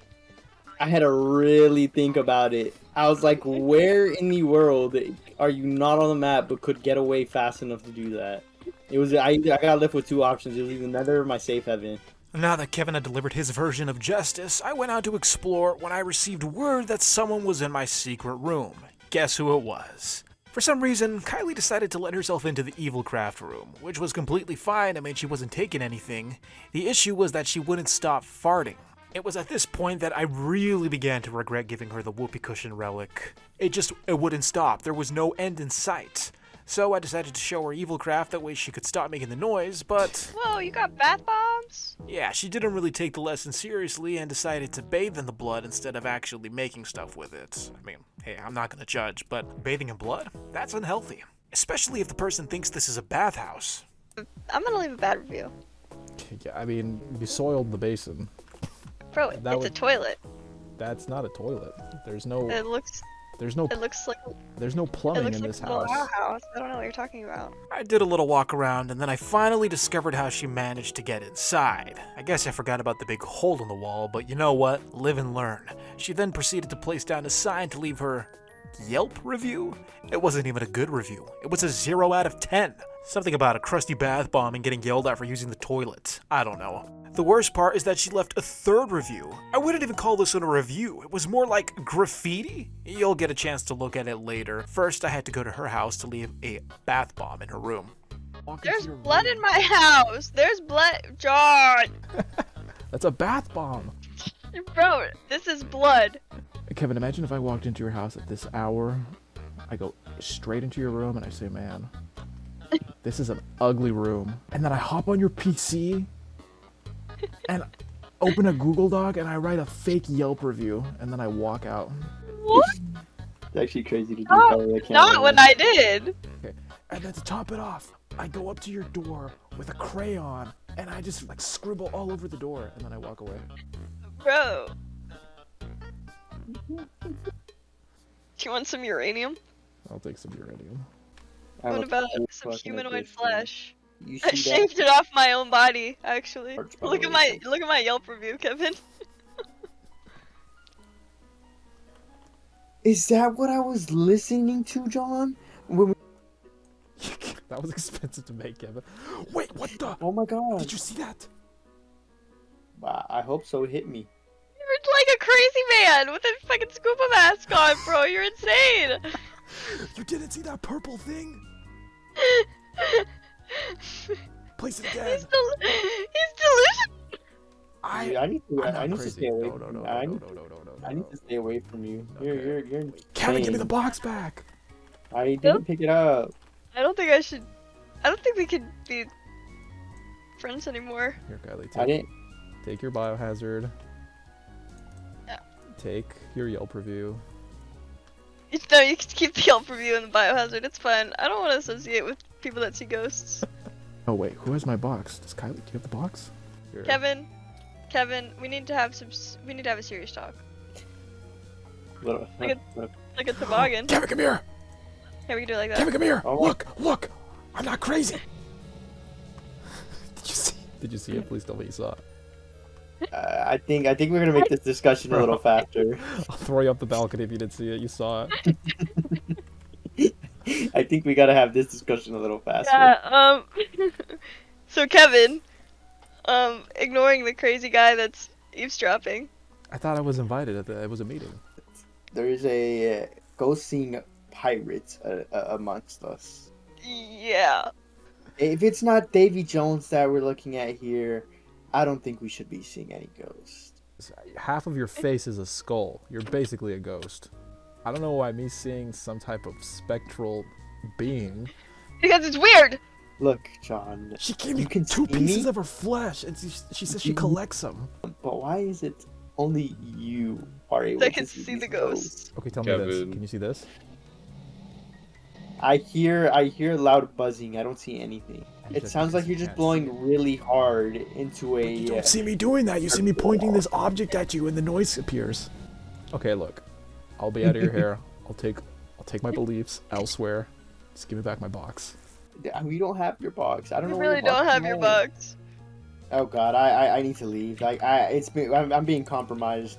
So I had to censor the next part of this footage because Robert joined the Discord call and played really inappropriate soundboard audio, so yeah. Kevin stole your box, John. I know he did. He wants to keep the ghost to himself. He believes. Kylie. I was in the middle of say something, and then Robert comes in here and uses a soundboard, and it completely throws me off. Anyways, I was gonna tell you about the vengeance pick and how to make one, but you called me a lunatic, so I'm gonna take my knowledge and go. Whoa, wait. I've collected a lot of blood. I'm ready to listen. I gave you flesh. Eventually, Xavier joined the Modpack. Better late than never, I guess. But yeah, all we had to do was wait for him to show up before the grand tour. John, have you noticed that even though we have like a whole little warehouse for trinkets, Kevin has all of them in a chest. Those are all my trinkets. That's a where I thought that was just a shop for you to decipher them. I didn't know that was a I warehouse. thought the same thing. I was It's like, a warehouse too. The sign originally said for reading and storing. The sign says garlic and fish. Yeah. I was about to say, John. I was like, I vividly remember that not saying that. Hey, look at that! Come on there. I don't want it anymore. What the heck? I didn't know you were a fan like that. Wait, what do I How do? much damage does this do? Well, another victim added to Kylie's list. Kevin decided to host a feast, not because we were hungry, but because we hoped that this feast would be a good way to lure Xavier back. Let's see if it works. Ladies and gentlemen, this is our first feast. For Xavier. Feasting in Wow. heaven. Yeah. Oh, he's back. He's coming back. Wait, we have to wait. Here, I'll walk him over. Surprisingly, Xavier was back from the dead, and he came back with quite an appetite. So I walked him over to Kevin's man cave, where he was going to enjoy some of the finest quality food we had to offer.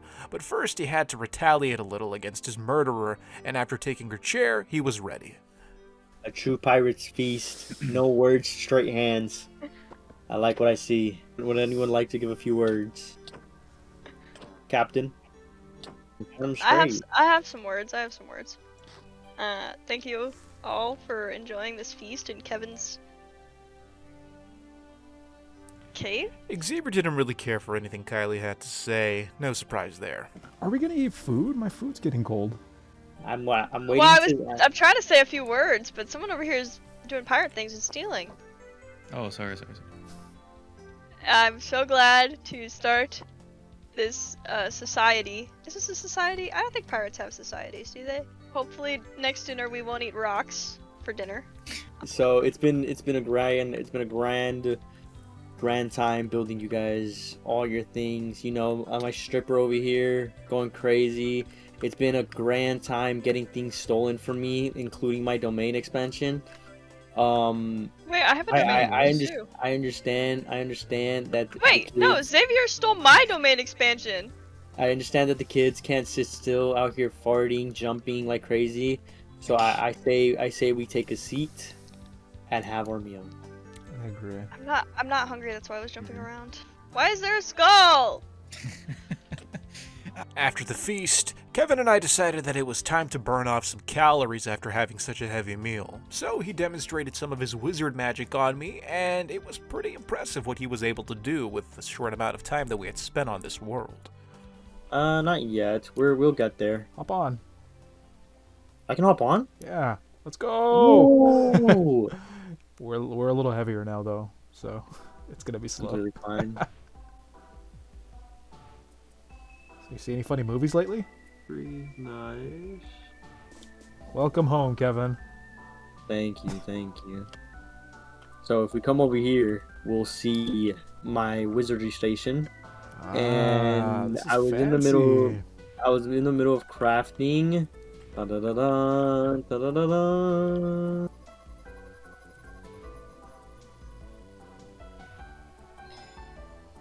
A mage bloom seed. You're gonna be the wizard. I'm going to be a pirate wizard. So you'll be like a pirate wizard. I'll be like a pirate necromancer, and Kylie will be like Pirate engineer. a pirate engineer, ship's engineer, and Xavier will be. He'll be our ledger, just because of the fact that he's building all that storage mod. Do you know where his house is? I haven't seen it yet. Yeah, I found it. It took me a long time to look for. Speaking of which, half my materials are gone. Yeah. It's Xavier for you. I was like, maybe I can spare him a few diamonds. I looked for my diamonds, they're gone. I found it. It's up here. Yes, it took me a while to You find. gotta build a proper path up here. I do. If we look in here, No way, man. I've never seen Xavier build anything before. This Me is neither. actually a first on Doublesal. Xavier has never built a single thing. We're getting him to build something. Even No, with it's the little pretty window right good. here. I found your Yeah. diamonds. I was wondering if those were my emeralds too. Yep. I'm not really doing this mod, but if you look over here, Thank you. I I told you, Kevin, I needed to gas up. that I gave you a ride home. that was more than half. That's how much it took. No, I was running on fumes when I picked you up, but I still brought you home. Yeah, but the fact is the broom did consume a lot of blood, but there was a sword that allowed you to get extra blood once you killed a mob. So we were going to have to craft what was called the vein sword, and it was pretty cheap. After making that, Kevin decided to craft a weapon of his own, a special magic weapon. Now, I'm not gonna lie, I don't know what this was called, but the transformation of the diamond sword into the magic weapon, it was quite the spectacle. But in the end, he was left with the wizard weapon. Look at it in all its greatness, Sean. It's a stick. You want to see what type it's? Oh, An enchanter's sword. You're coming with me. Let's go. did I just get kidnapped? Yeah. After forging weapons, I decided to go into Kylie's house and leave her a lot of skulls. Why? I don't know, it's just something I do. Meanwhile, Kevin was trading with the villager in hopes of getting a good deal, while I successfully trapped a spirit. I got it! Let's go! So yeah, that's +1 for all of the ghost believers. Eventually I found myself in a skulk area, you know, a path that leads to the deep dark, and I decided to take advantage of the vein miner while trying not to set off the shriekers. It's have pretty light scary, or but Kevin spawned to help me out. Kevin, you fool! You've doomed us all! Run! Push him into the lava! Did you go home? No, I'm above you. If he comes over here, I'm flooding it. Check it out. Don't open that. Don't even click it. Just look at it. Yeah, I remember what happened last time I clicked it. It's I gave this to closed. You know what that means? You know what that means when it's closed? It's closed because if you open it, something will get out. I don't believe you. You should open it. No, I'm good. You don't have to believe me. I believe. Yo, my magic doesn't affect him! John! Finish it! Did you just try to trap me in there? Oh, I see him. Kevin, shoot the beam. You can shoot the beam. I see him right there. Pew! Is it working? Can you go find out? I wonder how much he has right now. Look at that. See, Kevin, that's what look, a little bravery goes a long way. We did it. Give me the loot, give me the loot, give me the loot. Thank you. Hey, what are you doing? I killed him. Back at the house, I decided to collect some of the most expensive materials that I had, diamonds and supremium essence. Reason being is that when you combine diamonds and supremium essence, you get something amazing. That something being diamond seeds. I placed each of the items on the pedestals, and then from there all I had to do was right-click the altar with the wand, and like that we had diamond seeds, those beautiful blue little pellets there. I took them to my farm, which by this point was looking a little underwhelming. I mean, it always looked underwhelming, but I wanted to scale up our production. This just really wasn't cutting it anymore, and the further we got in the mod pack, the more materials I needed. So, I made some ladders, put them on a wall, and decided to carve an entire second floor right above my room. This second floor was going to act as an interior greenhouse. You know what, I guess all greenhouses are interiors, aren't they? But you know what, that's besides the point. We were going to have a beautiful farm right above our heads, and that is where we were going to grow all of our wealth.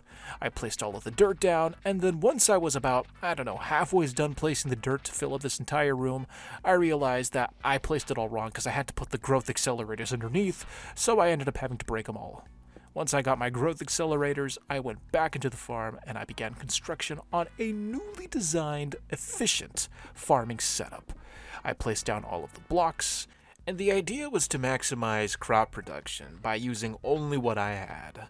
I also had to upgrade my storage from a gold chest to a diamond chest because the crops were being produced at a rate where the chest would just get full instantly. So we had to expand our storage capacities. I then added a ton of hose, and, well, I don't know if this is surprising or not, but the hose were breaking. I've never crafted so many in my life. Xavier decided to join, and I said hello to him, and this was the start of a beautiful collaboration between him and I. But first, I had to craft a better enchanting setup than the simple enchanting table. This block was known as an enchanter. Basically, you can craft any enchanting book so long as you have enough XP essence, which I can grow. So yeah, we were going to be crafting some pretty expensive stuff. I then met up with Xavier, who was ready to give me the official house tour, not the breaking and entering house tour that Kevin gave me earlier. Yeah, it was pretty impressive stuff that he was working on. I then tried to kidnap him with my broom, and well, if you look at the game chat, you can see that Xavier clearly was not happy with that. Anyways, after leaving him alone, it was time to go to the Nether. The reason being, I needed some materials along with some more blood for future projects in Evilcraft. After killing a lot of these warped endermen, I collected their ender pearls along with a substantial quantity of blood. Once I had the blood I needed, well, I thought to myself, hey, I'm already here, may as well explore a little more, see what else this place has to offer. I flew around the lava ocean hoping to find another great structure, preferably one that I had yet to visit. And I ended up coming across this, honestly, I don't know what this is. It looks like a drill or like a train or something. It was just this random weird cylindrical structure on an island. I walked around hoping to find something interesting, but to be honest, there wasn't a lot going on here. So I decided to cut my losses, take my broom, and fly elsewhere. That's when I discovered this really interesting hut that was owned by piglins.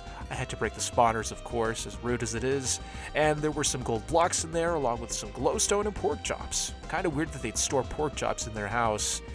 Anyways, aside from the piglin cannibalism, I continued to fly around until then I came across this what looked like a graveyard. There were these armor piles here, and it just looked like free netherite, but I was so wrong. When I broke the armor piles, they came to life. And these are some of the coolest enemies in this mod pack. I mean, I know it's really simple, it's just a living suit of armor, but I don't know, it gave me like a Dark Souls vibe. I was a little surprised as to how much health they had, but you know what? It was going to be worth it. I had a feeling that they were going to drop something good, seeing as how their armor was comprised of netherite. That couldn't just be a coincidence because we were in the Nether. So I kept killing them, well, kept farming them, and honestly, if you have any respect for the dead, if you're not like me, if you don't like to defile graves, then this is probably not for you. But sometimes the loot is worth it because I got this golden hook. A golden hook that allows you to get more XP for every mob that you kill. That was something I used in the, what was it called? Prominence mod pack? So it was nice to be reunited with one of my favorite relics. Once I put the golden hook back on, I continued to fight these enemies, and eventually they started dropping pieces of netherite scrap.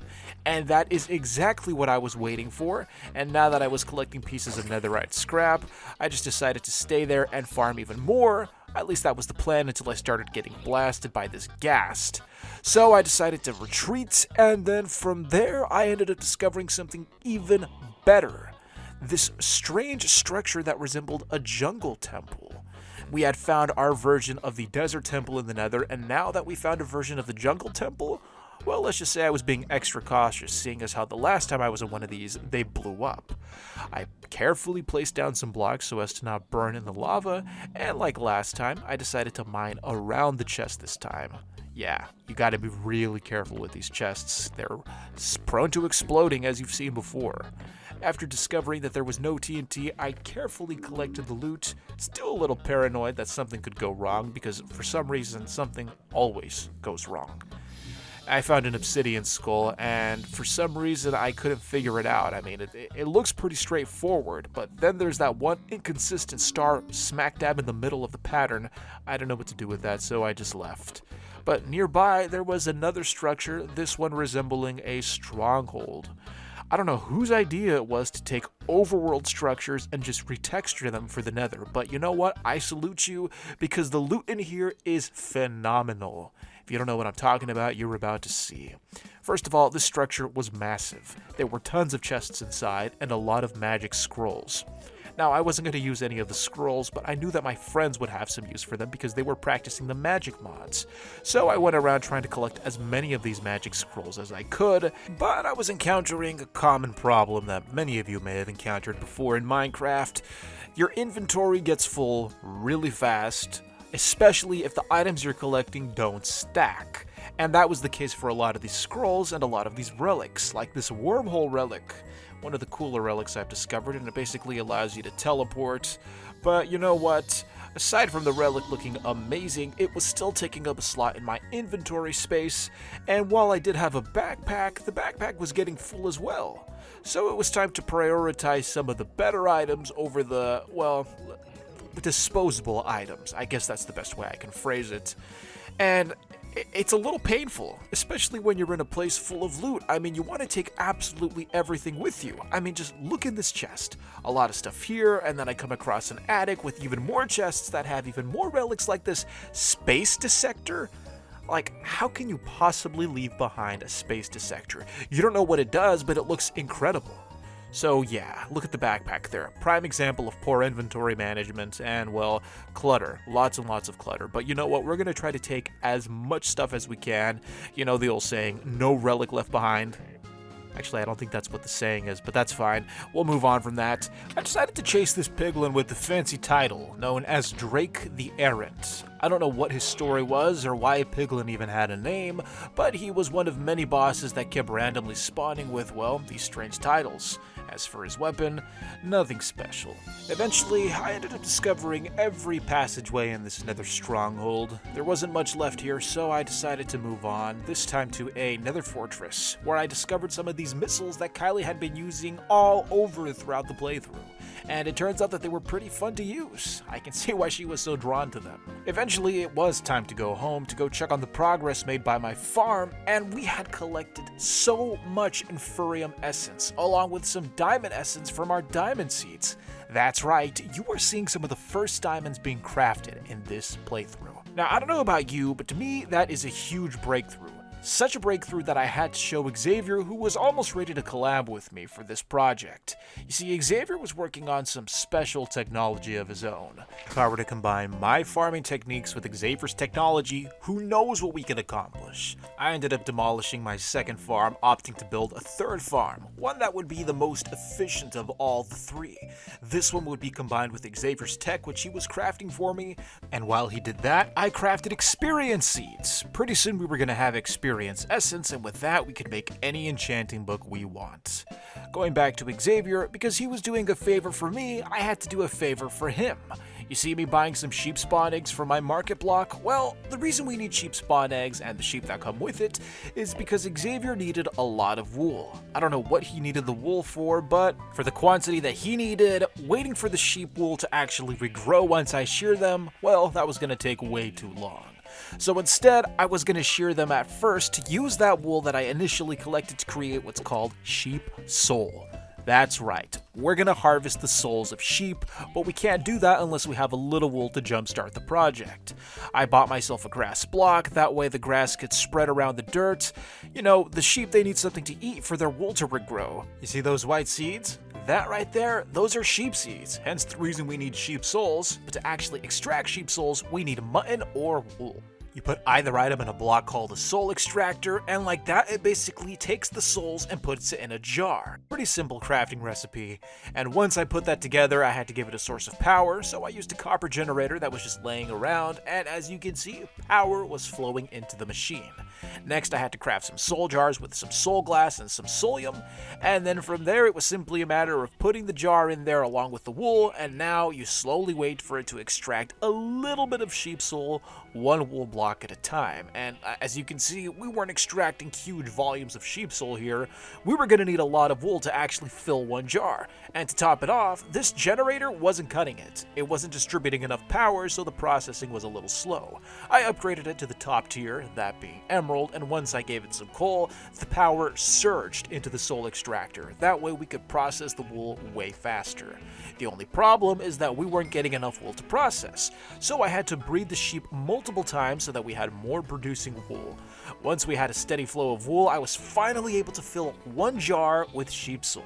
Meanwhile, Xavier was busy crafting away all of the blocks we needed for our farm. I had to give him some resources, that way he could have some funding for his project to craft the initial items. items. After that, I went back to the sheep farm to go collect more wool, but first I had to pay homage to Xavier's little amethyst cluster. Back at the farm, I was running into a bottleneck issue with the sheep wool. Thankfully, the solution was right in front of me, presented in the beautiful form of a wool sail.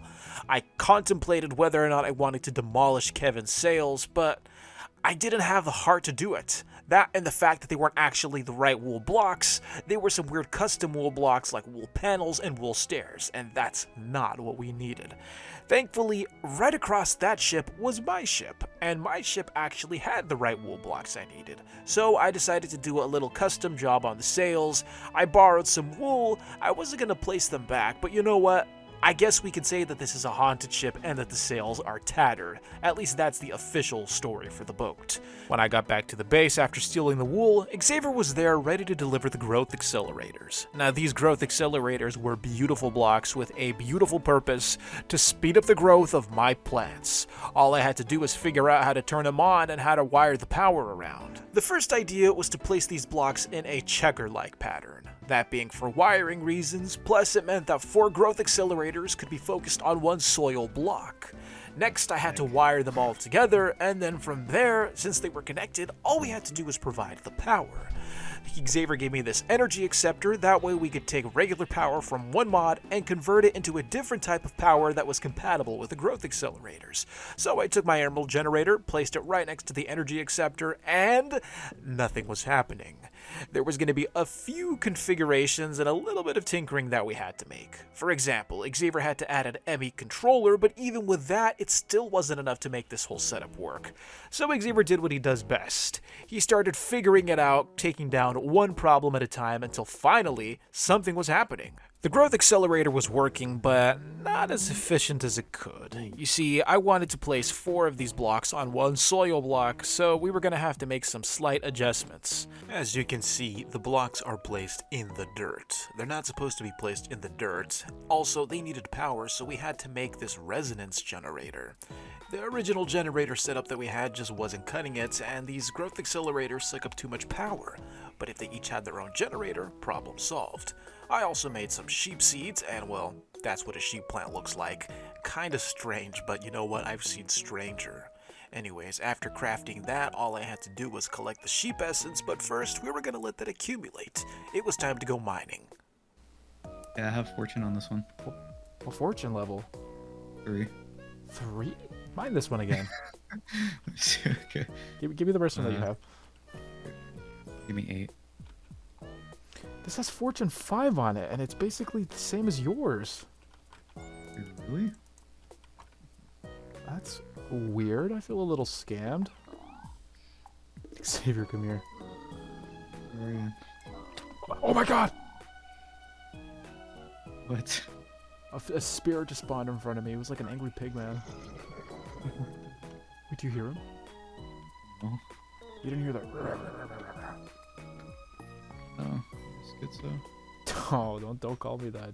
Not you too. Not you too. He's right there. Look at the wall. Hurry. Hurry, Xavier. Hurry. Do you see that?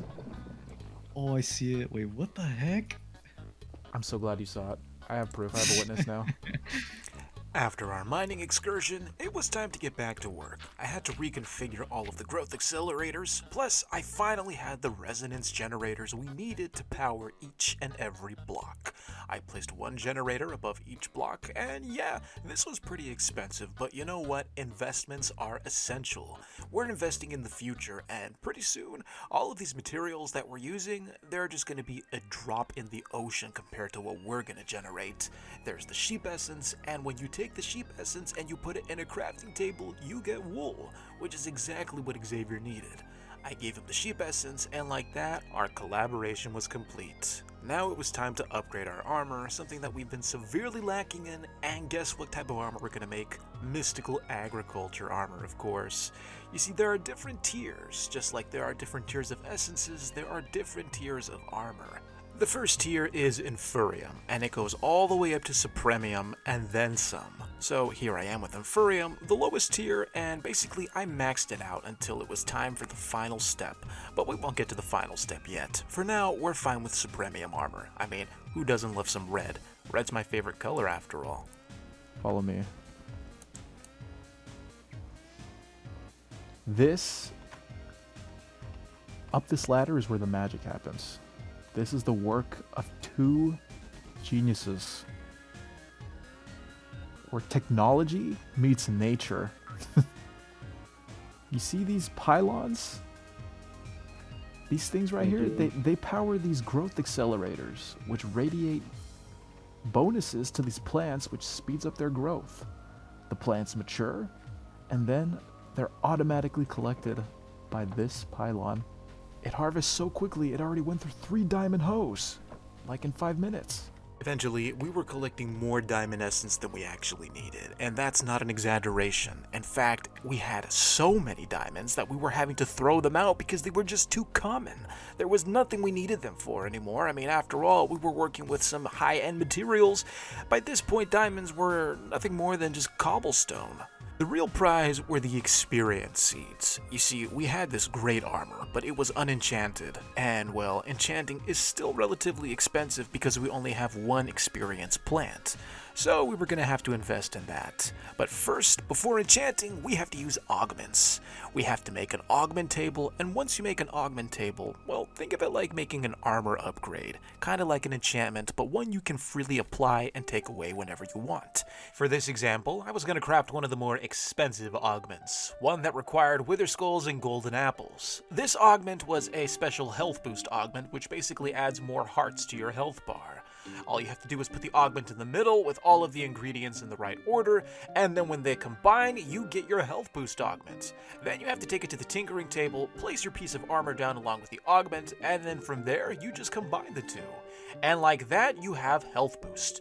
Watch me put the armor on, and as you can see, nothing happened. That's because I have to eat some food. So once I ate my food, then you can see that the health started going up.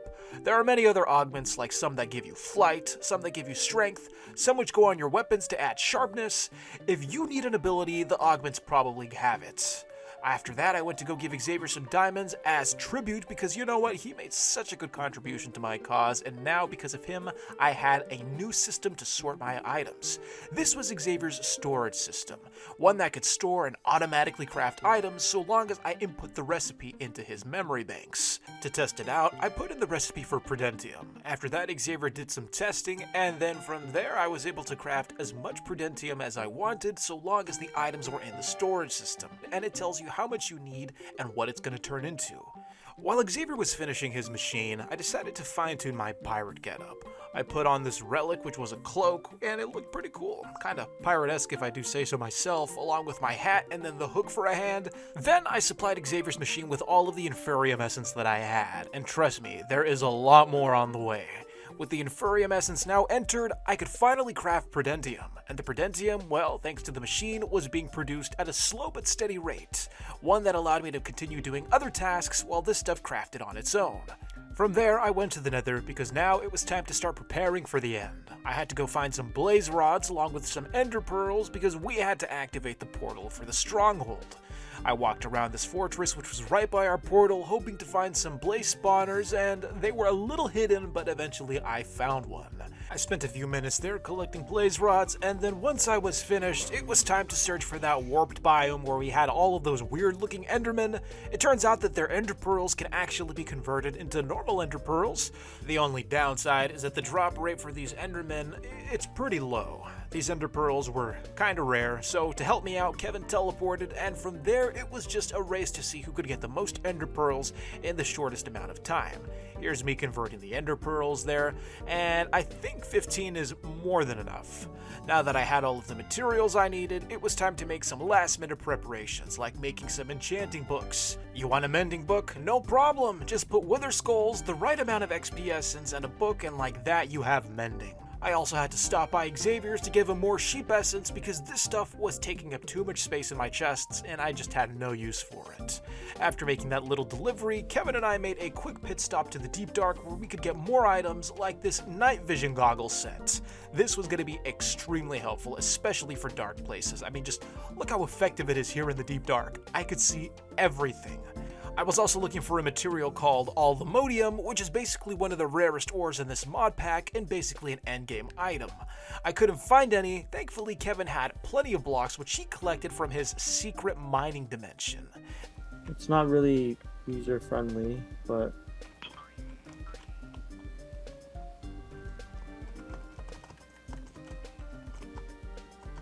well, no, do not break that. It's not pickable. So if you just take that off your offhand and have nothing in your hands, shift right click it. Shift right click it. So this is the mining dimension. So, if it wasn't obvious already, there's not a lot going on top of the surface. You see, the real prize is underground. After all, this is the mining dimension. So, with my vein miner pickaxe, I decided to mine straight to the bottom with Kevin, and as you can see, it's pretty effective. Eventually, we got to deep slate level where he showed me an amulet. Now, this amulet had a special ability.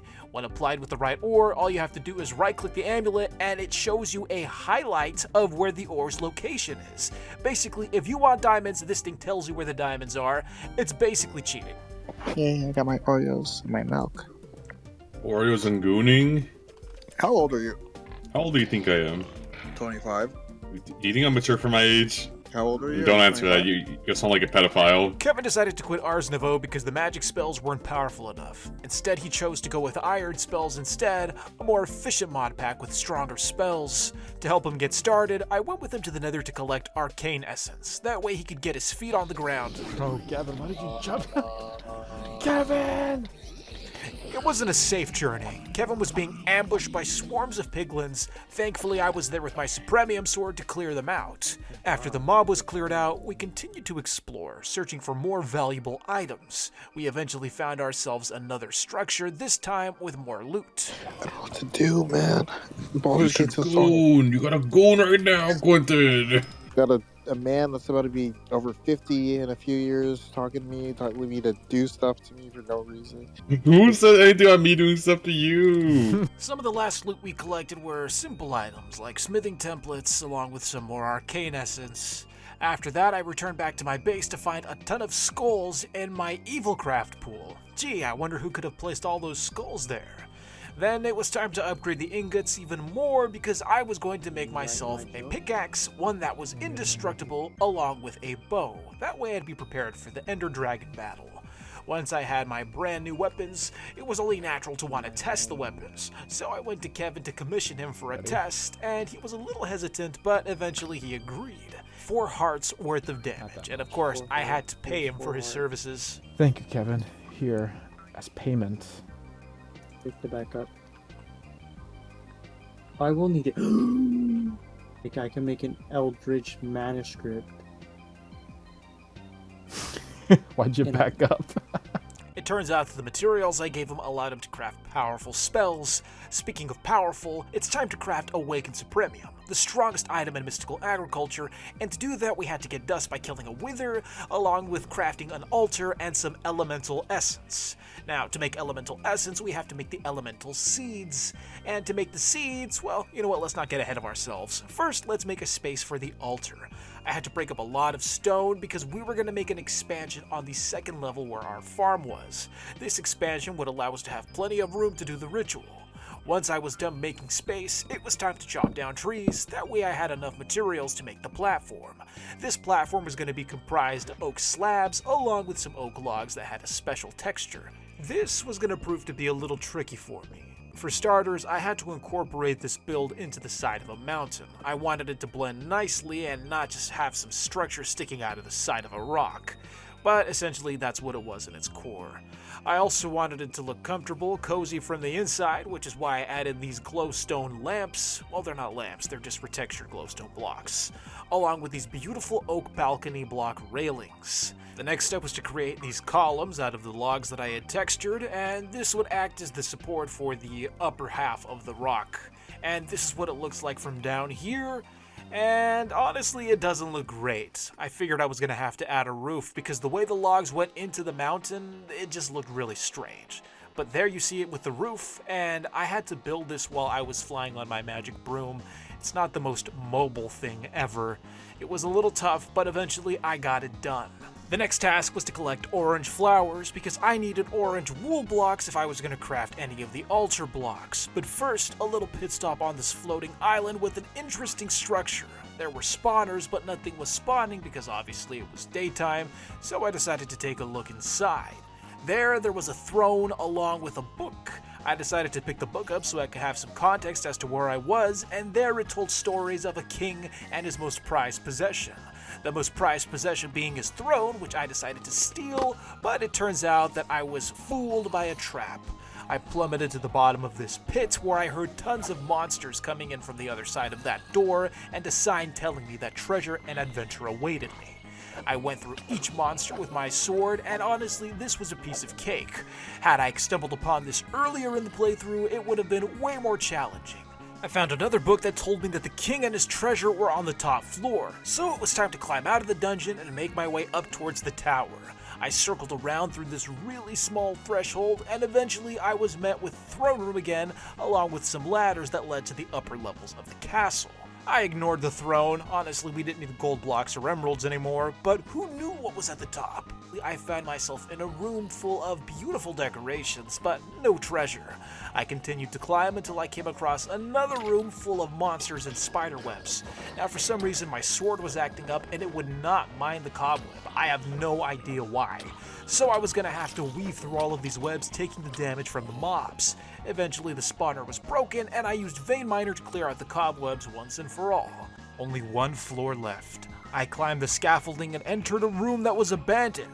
The remains of the king, nothing but his skull and some blood on the ground, along with the book saying that the monsters eventually climbed to the top and got him.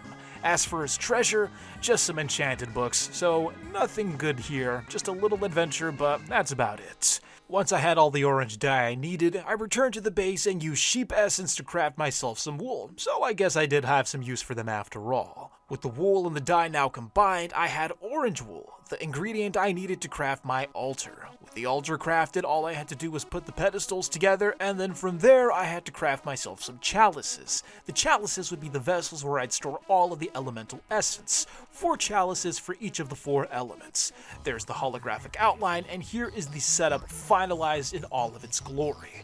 All we had to do now was craft the essences, which was exactly what we were doing next. The first essence I was going to tackle would be fire essence. I had to go to the Nether and collect a lot of lava buckets because lava and fire, well, you can see how they're applicable to one another. I got myself some buckets, filled up these tanks that I got from Evilcraft, and once I had enough, I went back to the base to craft my essence. I took my tanks, and now it was time to put the materials together. I had to make a powder called agglomeratio. Water for the water one, an empty bottle for the air one, and some grass for the earth one. With all of my agglomeratio dust, I could finally craft the essence seeds. Once I had the seeds crafted, all I had to do was plant them, and then from there we would wait until the essence was being produced. I had to clear out some of the diamond seeds because the diamond seeds, well, they were doing too well of a job spawning diamonds, and we just had so many diamonds we didn't need them anymore. I mean, look at all that diamond essence.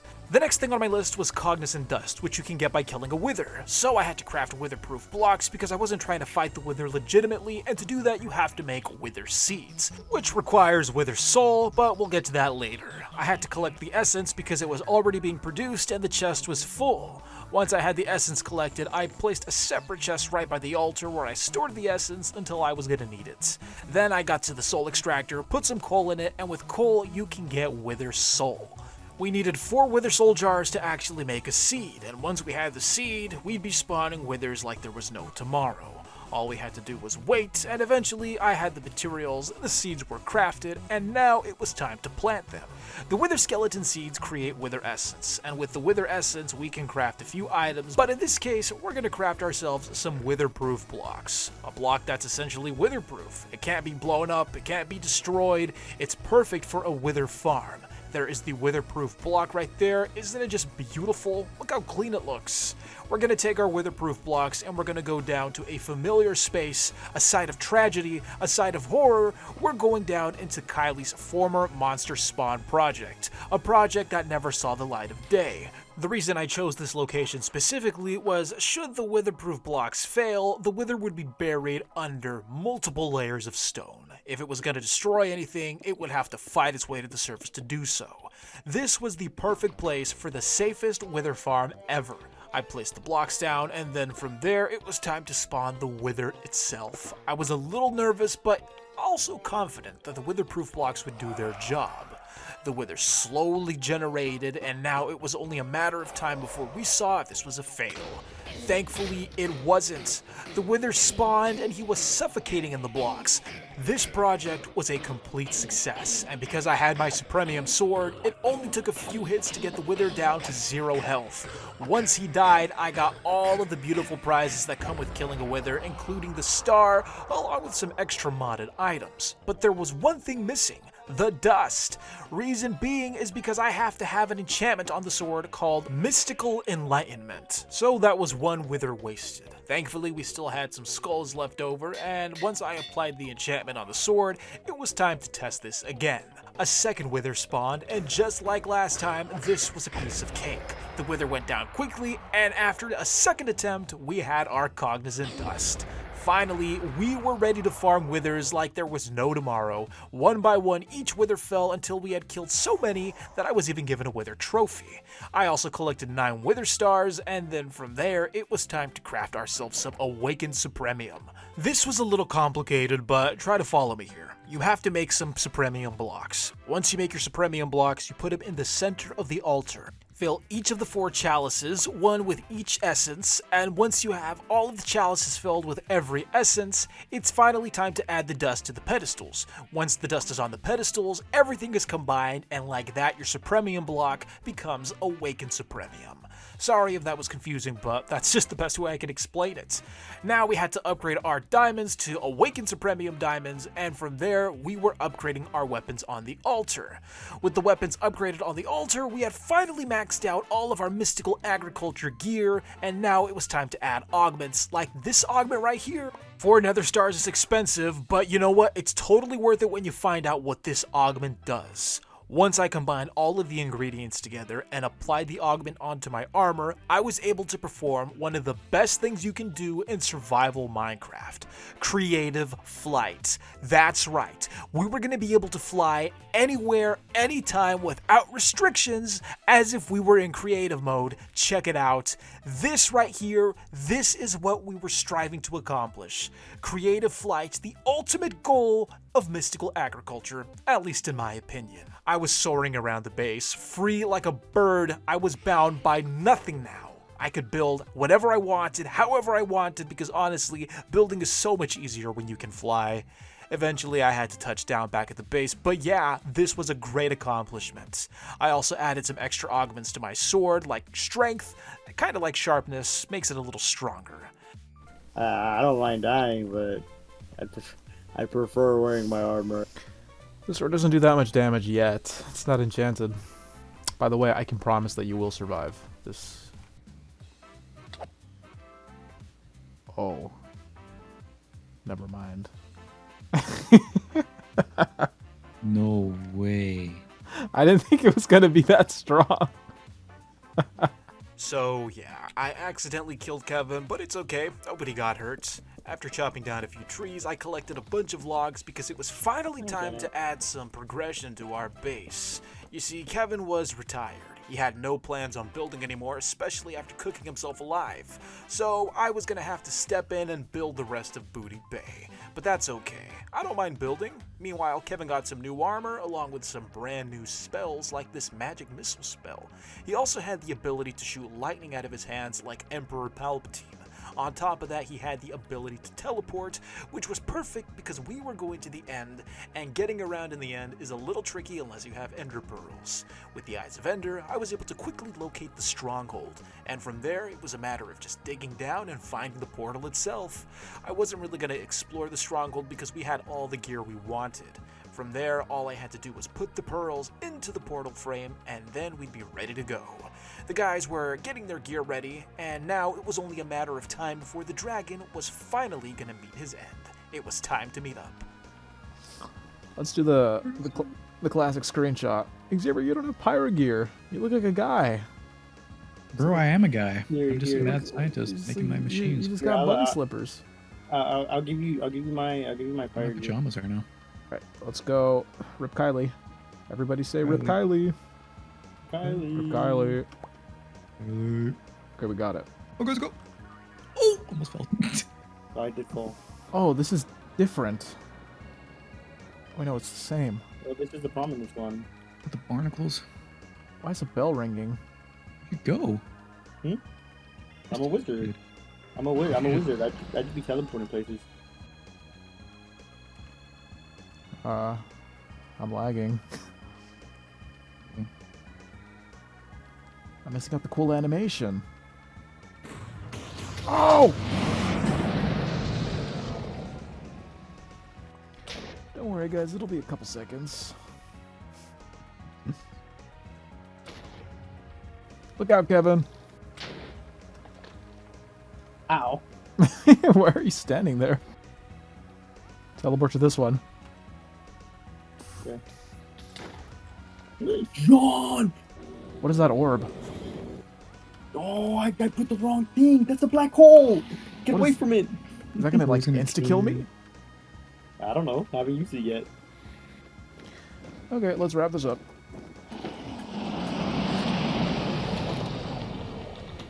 Wait, I want XP.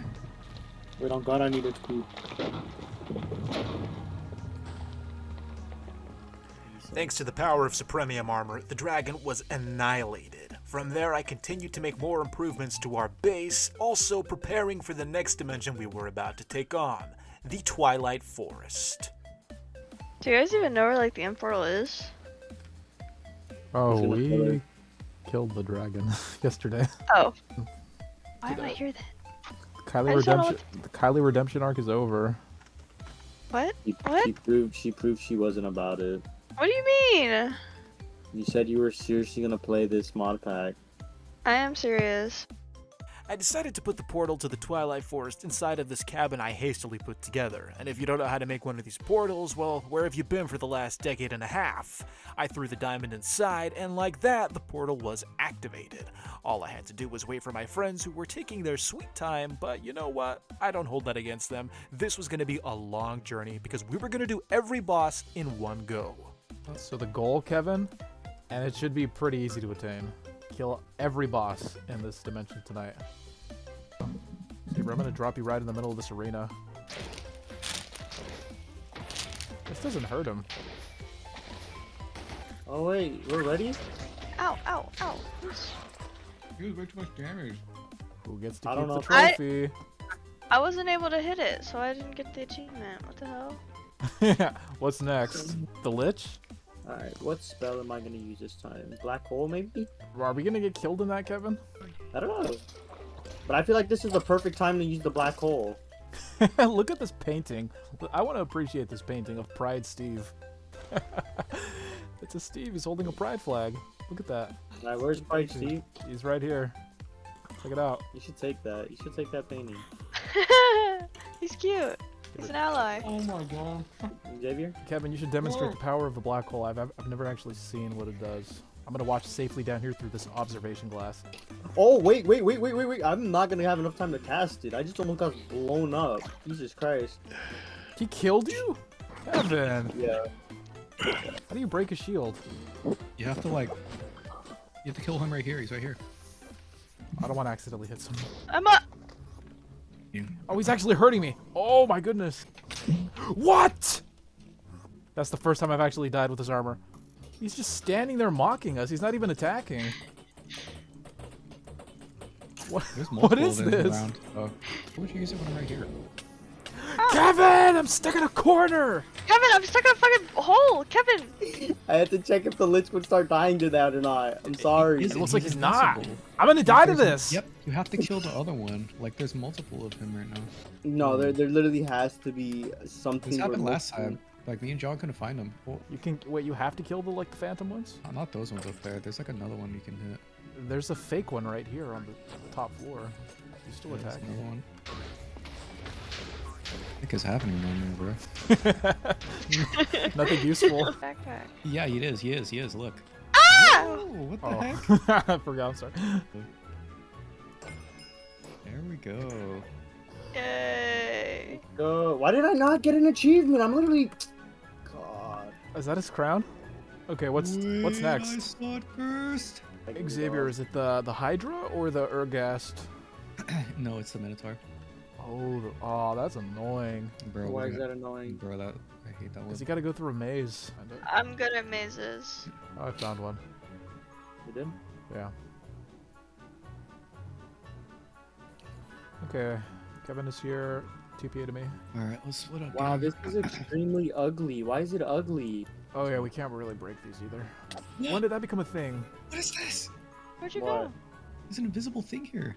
Are you talking It's about the me! method I found? Oh, what the heck? Whoa. Why There's are an you invisible- invisible?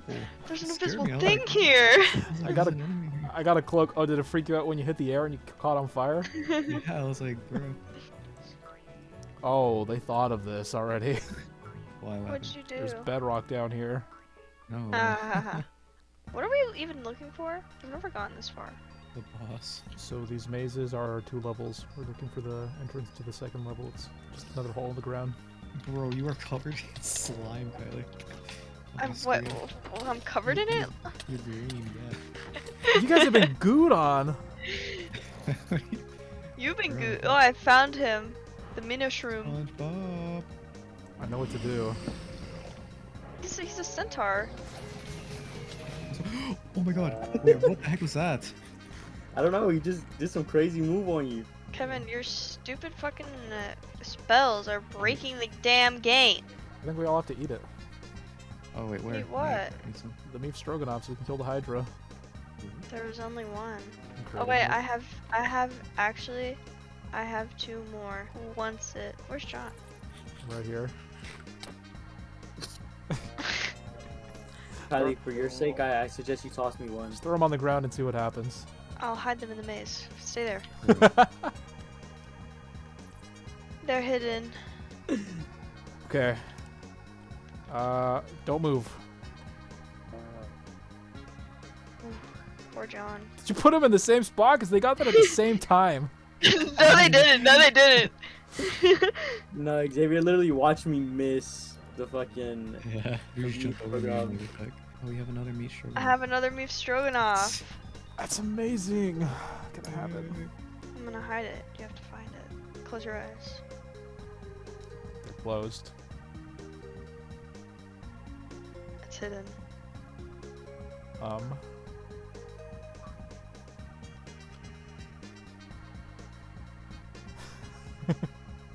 I found it.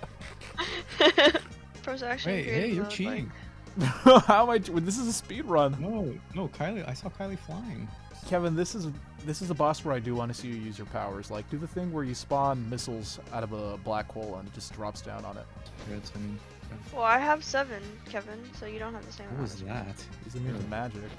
I What about the good old wet? Oh! Don't be too close to me. I'm firing missiles, and for some reason they lock on you guys. Yeah. Wait, My I need to sword go in there and does hit it. 1 I need damage. to go hit it. I need to go hit it. Stop, stop. Wait, I want to cut the head off. Do the heads have their own health? I'm actually so sad. I don't think my spells do any damage to these mobs. Hey, wait. Let's do the thing we did last time in Better Minecraft, where we all put the trophies on our heads. Okay. Why does it look really small on you? Wait, I have the Lich Yes. and the Naga in here too. Kevin, you'll be the Naga. Kevin, you'll be the Naga. I don't want to be a Naga. Too Oh, bad. what did you say? My head look all small. It didn't look like that last time. Wait, that matches your backpack. What the heck? Okay. Don't talk. I will one shot you. Don't talk about it. I will literally one shot all of you right now. Except for, no, I can one shot you too. Don't feel safe. Let's keep it What's moving. next? Take a picture. Okay, now we Oh, gotta okay. go. Oh yeah. Hold on. I gotta turn around Why? because I'm embarrassed. This is me embarrassed. We gotta do the Ghost Knights, I think. The whoozy whatsies? Oh, I forgot about that. Whoa, what's on my screen? What is? Is everything black for you? No, everything's colored, like blinding color. I think you just. I think you just deal with it. Bro, no, I can't see. this shouldn't take long. Maybe you just sit this one out then. You can Alright, TPA to us. Exactly. Yeah, Yeah. you could just TPA once we get there. We have to find a tomb in this maze, and then there's gonna be like a bunch of ghosts that we gotta kill. I found it. Alright, Xavier, come over here. Eh? Come over here. I won't kill him yet. Your name is Wait, Lux. that was the last one. Oh, I know. Okay. No, it wasn't. Start There's two swinging. more. Where is it? Are there spawners? Front. Right in front of you. Right in front of In you. front? Like genuinely right. To your Or left, to your left, to your left, to your left. forward a little Go bit. forward, go forward. Go forward. Go forward. Right there. Yeah. You're beating on it. Let's go. Let's go. Let's go. Let's go. It's like hitting a pinata blindfolded. Where is it? Right in front of you. Wait, no, he moved. Oh. He died. You killed him. Next, let's see. The Ergast. Oh, hey, Kevin, you have the map. You gotta find it. Oh, you're being killed by a Grover. Shift What right are they click called? it. Shift right click it. Here, while you do that, I'll just. I'll There's protect her one. in There's this, one right in front of us. So where's I think that? it's right in front of us. Alright, well, I'll see at the top. We're just going straight up there. No, I need a video. We gotta climb the tower. Here, let's play a game. I'm gonna shoot an arrow straight up, and let's see where it lands, and we can't move, okay? Okay. Okay, your turn.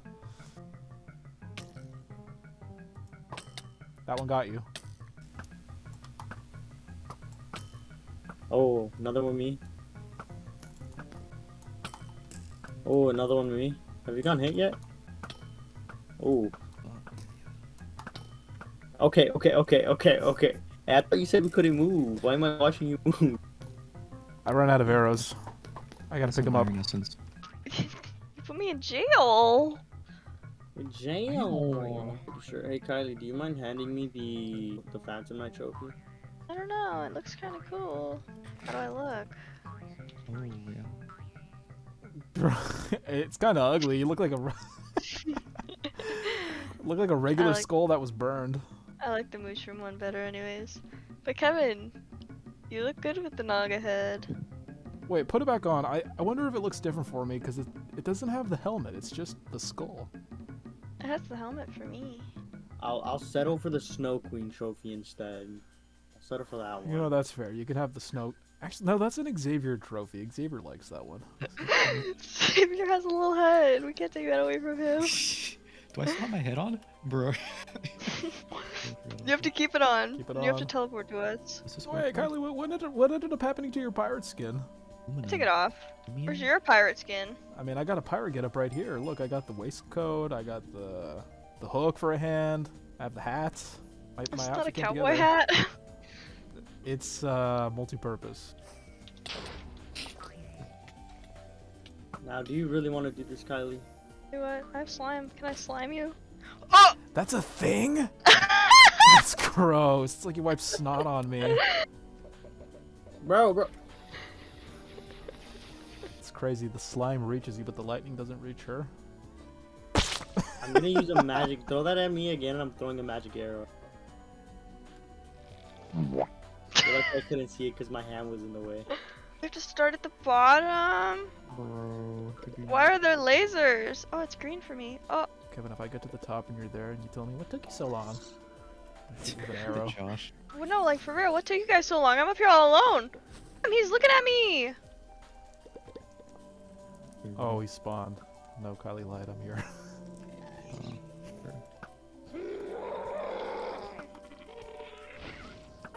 I don't like his silly little sounds. I'll slime him. Take that. Fine. Take that. That's He's green. so I weird. gooped him. I gooped him. No way. You got it in I his gooped eye. on him. I gooped on him. He's blind Ow, now. ow, ow, ow. I got him right here. Why is he so I loud?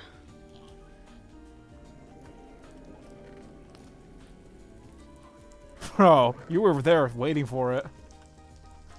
You're talking about. Put it on, Kevin. What? Wear your shame. I don't know what you're talking about. Put it on, Kevin.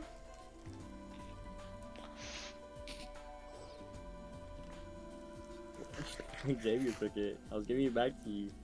I already settled. What for moves? Yeah, that's a That's cool one. cool. How come it? Like, why don't you have a neck though? Why does it rest on you like that? Is it just you, Xavier? Pass it to Jean. Oh, it's... He's wearing a hat. What is it? Let's go, Kevin. Lead the way. Wait, I haven't been able to hit him yet. He's beat me up. Ah, I'm getting frostbite. Heck. You can have the plush. Where's his head? Looks like the Domo guy. Yeah, it looks like Domo. Domo. We're almost I've done. actually never beat the Ice Queen because her things always glitches out. I love these blocks. You're a block. Thanks. Real close. But yeah, this always glitched for me. So I've never actually seen the boss spawn. Ooh, infinity? I need that. Oh, this thing is... Whoa, Actually Xavier, holy pretty big. shit. Where's Signal? Don't kill it yet, Xavier. Let them get a hit No on way, it. there's no way I can kill this. I'm here. Alright, start taking your hits.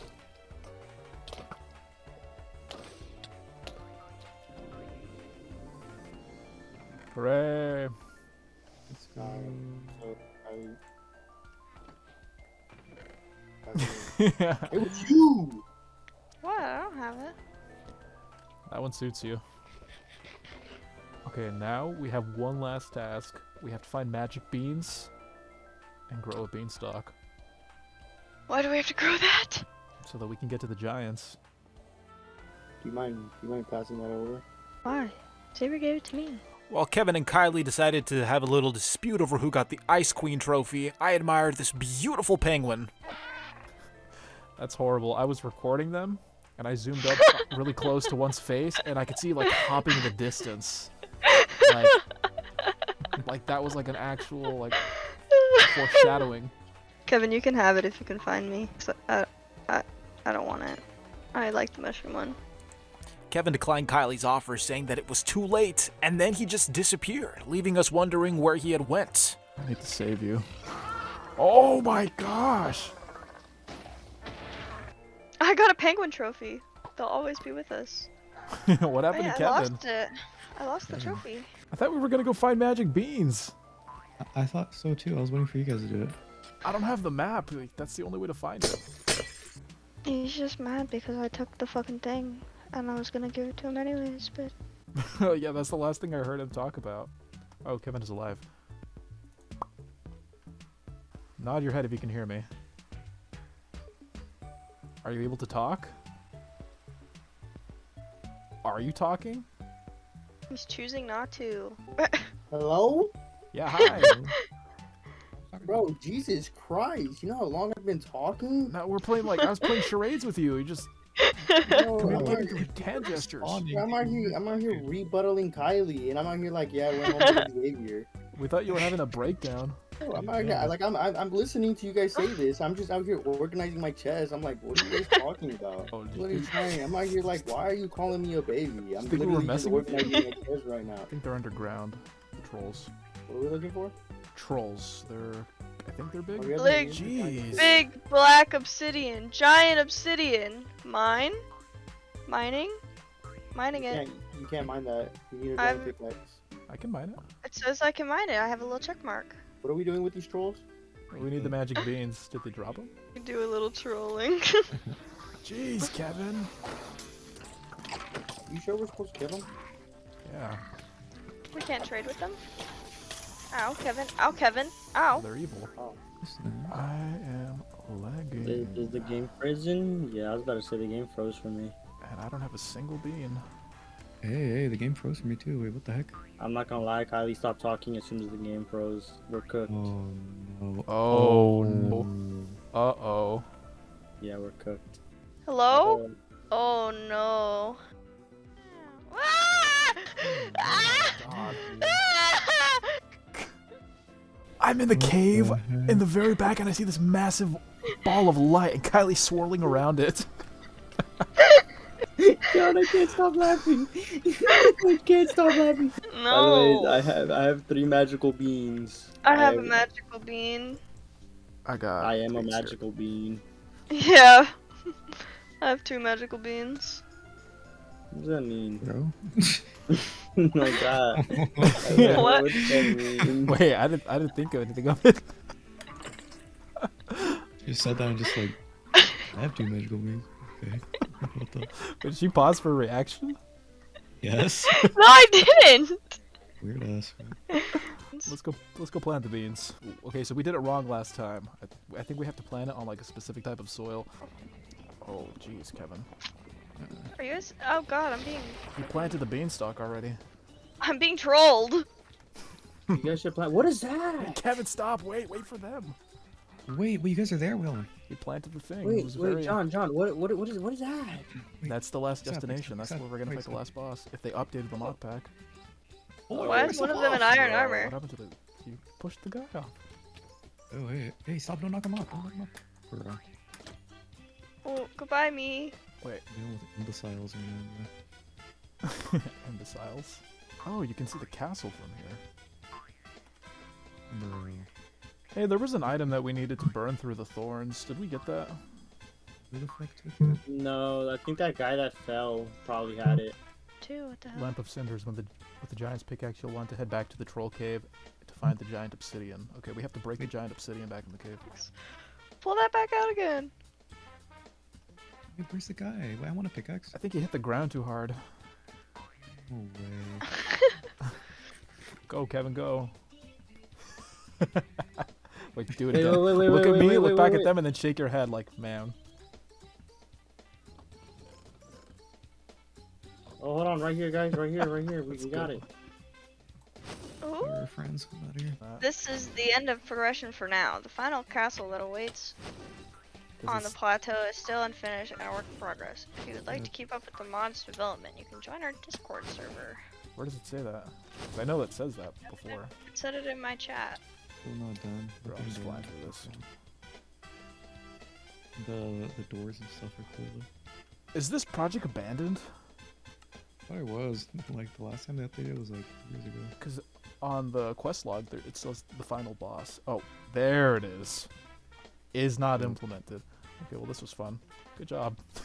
Check it out, Kevin. This is what we worked for. Pink! This is why we do what we do. Kevin! Bro. Kevin, why would you fucking do that? I suggest you slash home Ke- before you die. I wanted to see if I could break the thing. I didn't expect you to walk in front of it. Bruh, John. Kevin? Are you still dying? No. My shit is inside the fucking force field. Can't we mine under the force field? Or do you think it's protected underneath this wall? Some nice blocks, huh?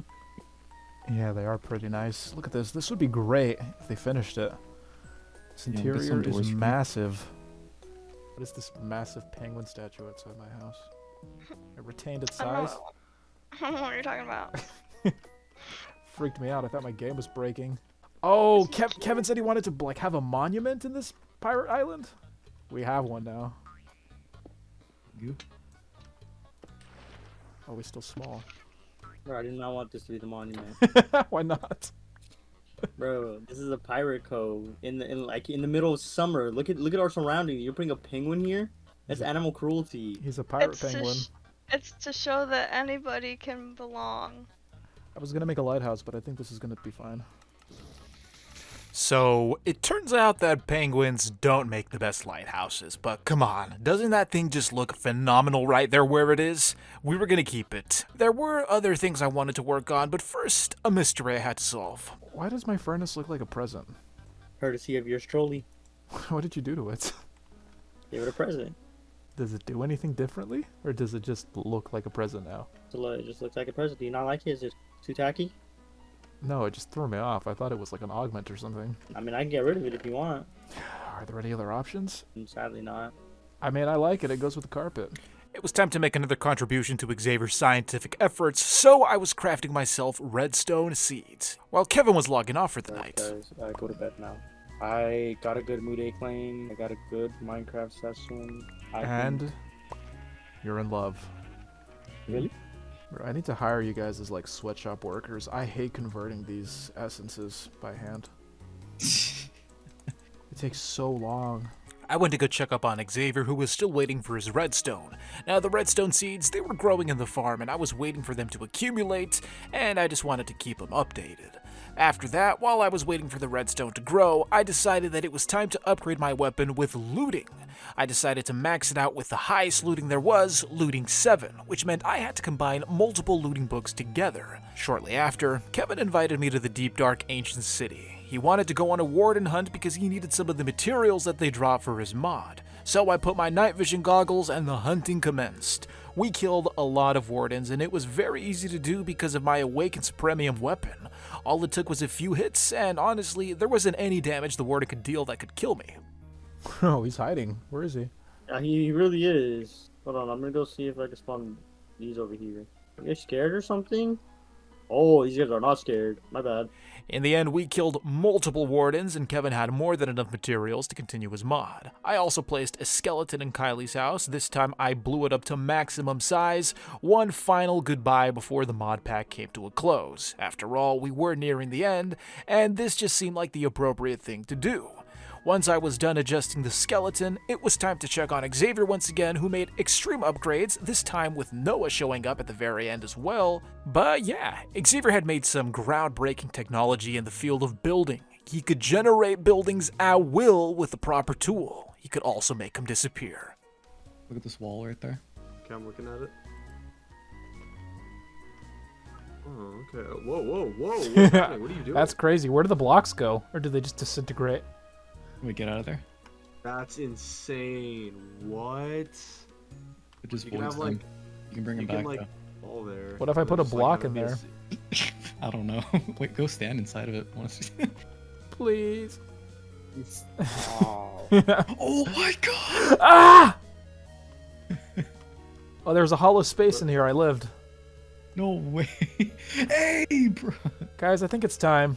No, I'll catch you up. I got a ton of stuff that you can have. Baubles and armor. You can wear this. This will make you immune to poison. Here is a bow. Here are some arrows. Here is a magic broom so you can fly. As for Kevin, he made something called a Library of Alexandria. Basically, you put an enchanted book in there, and then you take it out. So if the book is really expensive to apply in the anvil, well, this solves that problem. It resets the book, also lowering the XP level to combine it with a weapon. All right, who wants something? Who wants something killed? Who needs stuff? What do you need farmed? But before I could go hunting, we had to help Noah with his housing crisis. Where's Noah? Bro, put Here's Noah the in one of these tree. boats. You want to live in Because I Kylie's can- boat? I want to be in Booty Bay with everybody. Those boats are part of Booty Bay. In fact, they're on the bay. No, I got a place for you. I got a place for you, Noah. Well, then Like, show the place for Xavier where to put it. the enchantment table place is lonely. Put him down here. Put him right here. With the help of this brand new technology, Xavier was able to clear out a space for Noah instantaneously. All he had to do was move in. This is Process. perfect. That was This is crazy, perfect. man. That is perfect. That is literally perfect.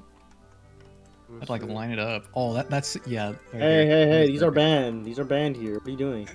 What? They're not. They're not. This is a private domicile. He can put torches at his house. Oh no, If you no. don't pay your rent in time, I'm gonna. No. That's so funny. No, you can actually Where- threaten him with that. No, you better pay me my It's dimes or I'm funny. gonna fill your house.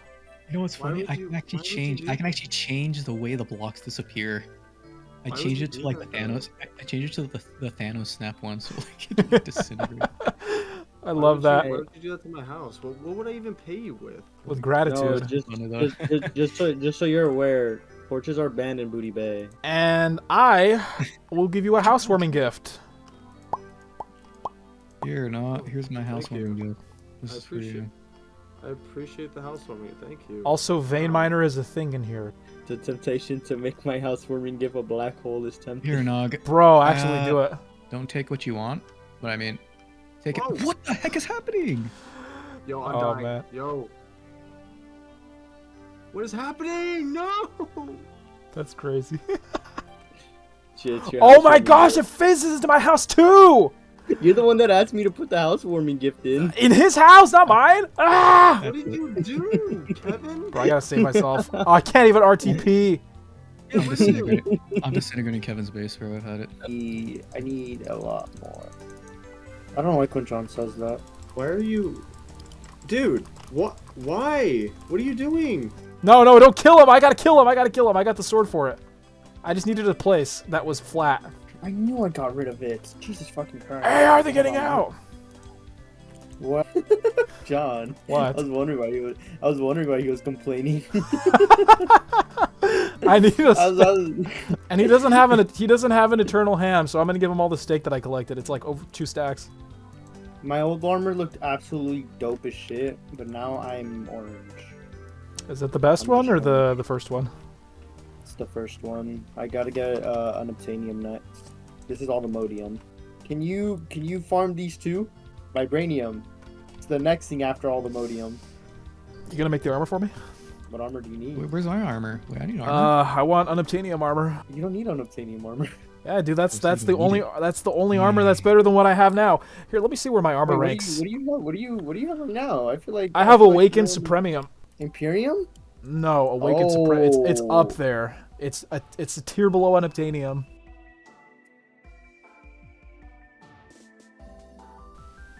Saber, I paid a lot of money for these cows to spawn as like adult cows, and they came out as baby cows. So can I leave these here to mature? Where? What cows? They're in your floor, What? stepping on your circuitry. Kill these guys. They're not hurting anybody. They're down here. They're in the way. They want to be scientists like you. These ones want to leave. Like, you can actually tell the ones that want to study and then the ones that want to leave. Look at the ones by the door. Xavier then demonstrated the power of his machine by generating a structure right in front of me. I'm telling you guys, this was the future of building, and if we wanted to copy and paste builds, we could. After that, it was time to join Kevin in a new dimension. There was one more boss we had to kill because he was trying to create the ultimate all-the-mod armor. Check it out, man. I'm in the utter... What do you call it? Bro, get these shitty ass cows out of the way, bro. Why are they down here? You can... try to get my stuff. I'm coming for them. While Xavier was dealing with baby cows, I entered a new dimension, ready to explore.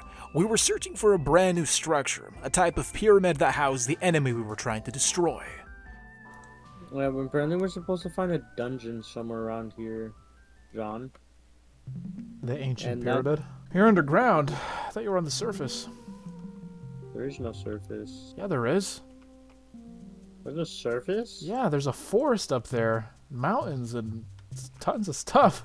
The first thing I noticed was that the loot of this dimension was next level. This was top tier stuff. Diamonds, netherite, maxed out enchanting books, whatever you wanted, this dimension probably had it. Although it did come at some serious risk. The mobs here were extremely dangerous, and if you weren't careful, you would end up dead before you get started. We decided to go around each house, one by one, searching for more loot. His main goal was to find Vibranium nuggets. We were hoping to find some in this pyramid, but first we had to test Kevin's resilience to taking serious damage, and what better way to test it than with my Awakened Supremium. Just a baby tap, Kevin. Just a baby tap. Every time I ask, gonna kill me. No, you got good armor. You got all the modium armor. I didn't even know there were different types of all the modium. I thought it was just the one armor, but there's a mage and... Ready? You lived. I had to max out my hearts. I want you to know if I didn't max out my hearts, I would have died right there. What the? Is that him? That's him! This was an enemy with 9,999 health. Poor guy didn't have any attacks, but boy, he could take a hit. This thing was beefy and it was gonna take forever before we killed the thing. We're gonna be here for a while. I want to trap him in my black hole.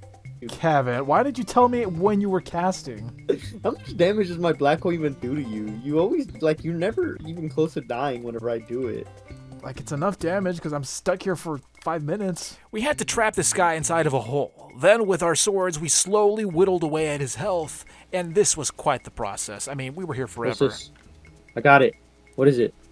He ended up dropping a piglet heart, an item used to craft unobtainium, an item that was extremely expensive, so we were gonna need a few of these things. But we didn't have the time nor the patience to do that, so we decided to go straight into the pyramid, hoping to find something better than a piglet heart. Maybe we'd even find some free unobtainium. But instead, all we found were lots of monsters and their spawners. There were some chests that had some Vibranium nuggets. I mean, hey, that's something we were looking for. But other than that, there wasn't anything in here that we couldn't already get on our own thanks to my mystical agriculture farm. Although I was able to grab some pieces of netherite armor for Xavier, which I gave to him as soon as we returned. My babies. Look at that! You actually let them mature! Rip Kevin's enchanting area. What do you mean rip my enchanting area? I worked hard on that. Xavier took a technology dump on your enchanting room.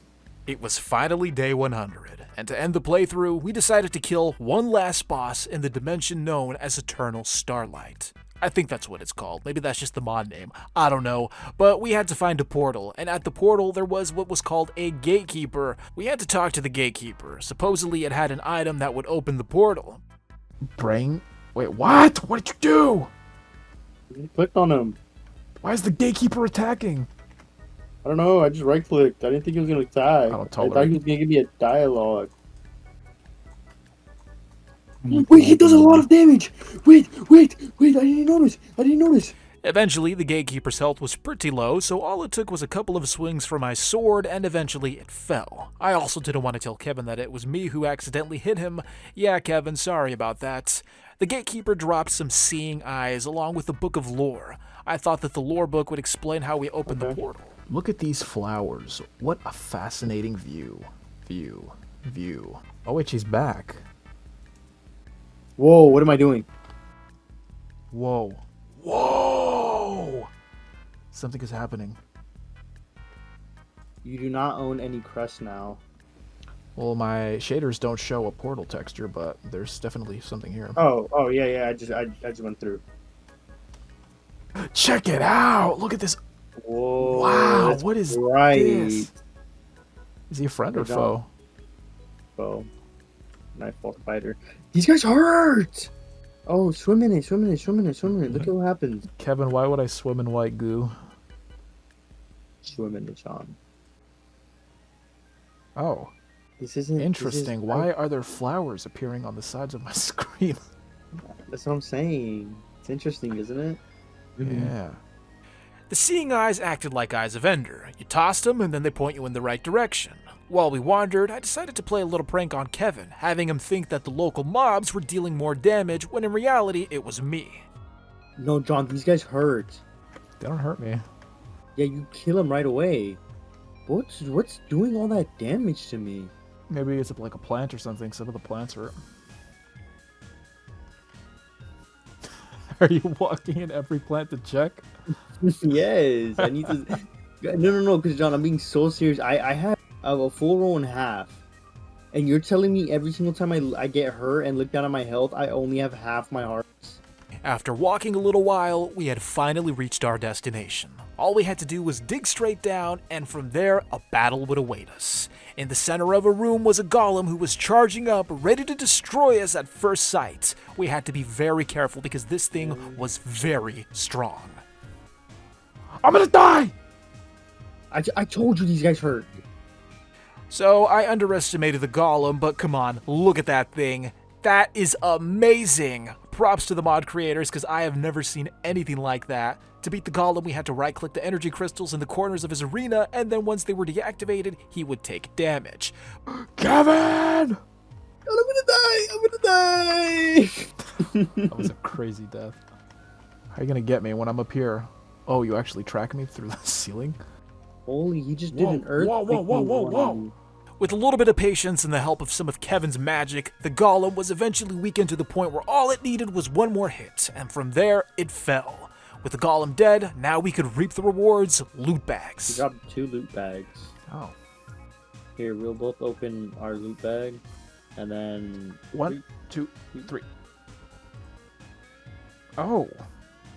I got a sword, a smithing tablet, and 8 lunar berries. I have 8 oxidized golem steel ingots, a No, stack I got that. of spectral arrows. And with that, we conclude 100 days in All the Mods 10. We went on a lot of adventures, killed multiple bosses, discovered a lot of magic. If you want to play this with friends, link to BISECT hosting servers, that's right down below in the description. Thank you so much. Have a great day.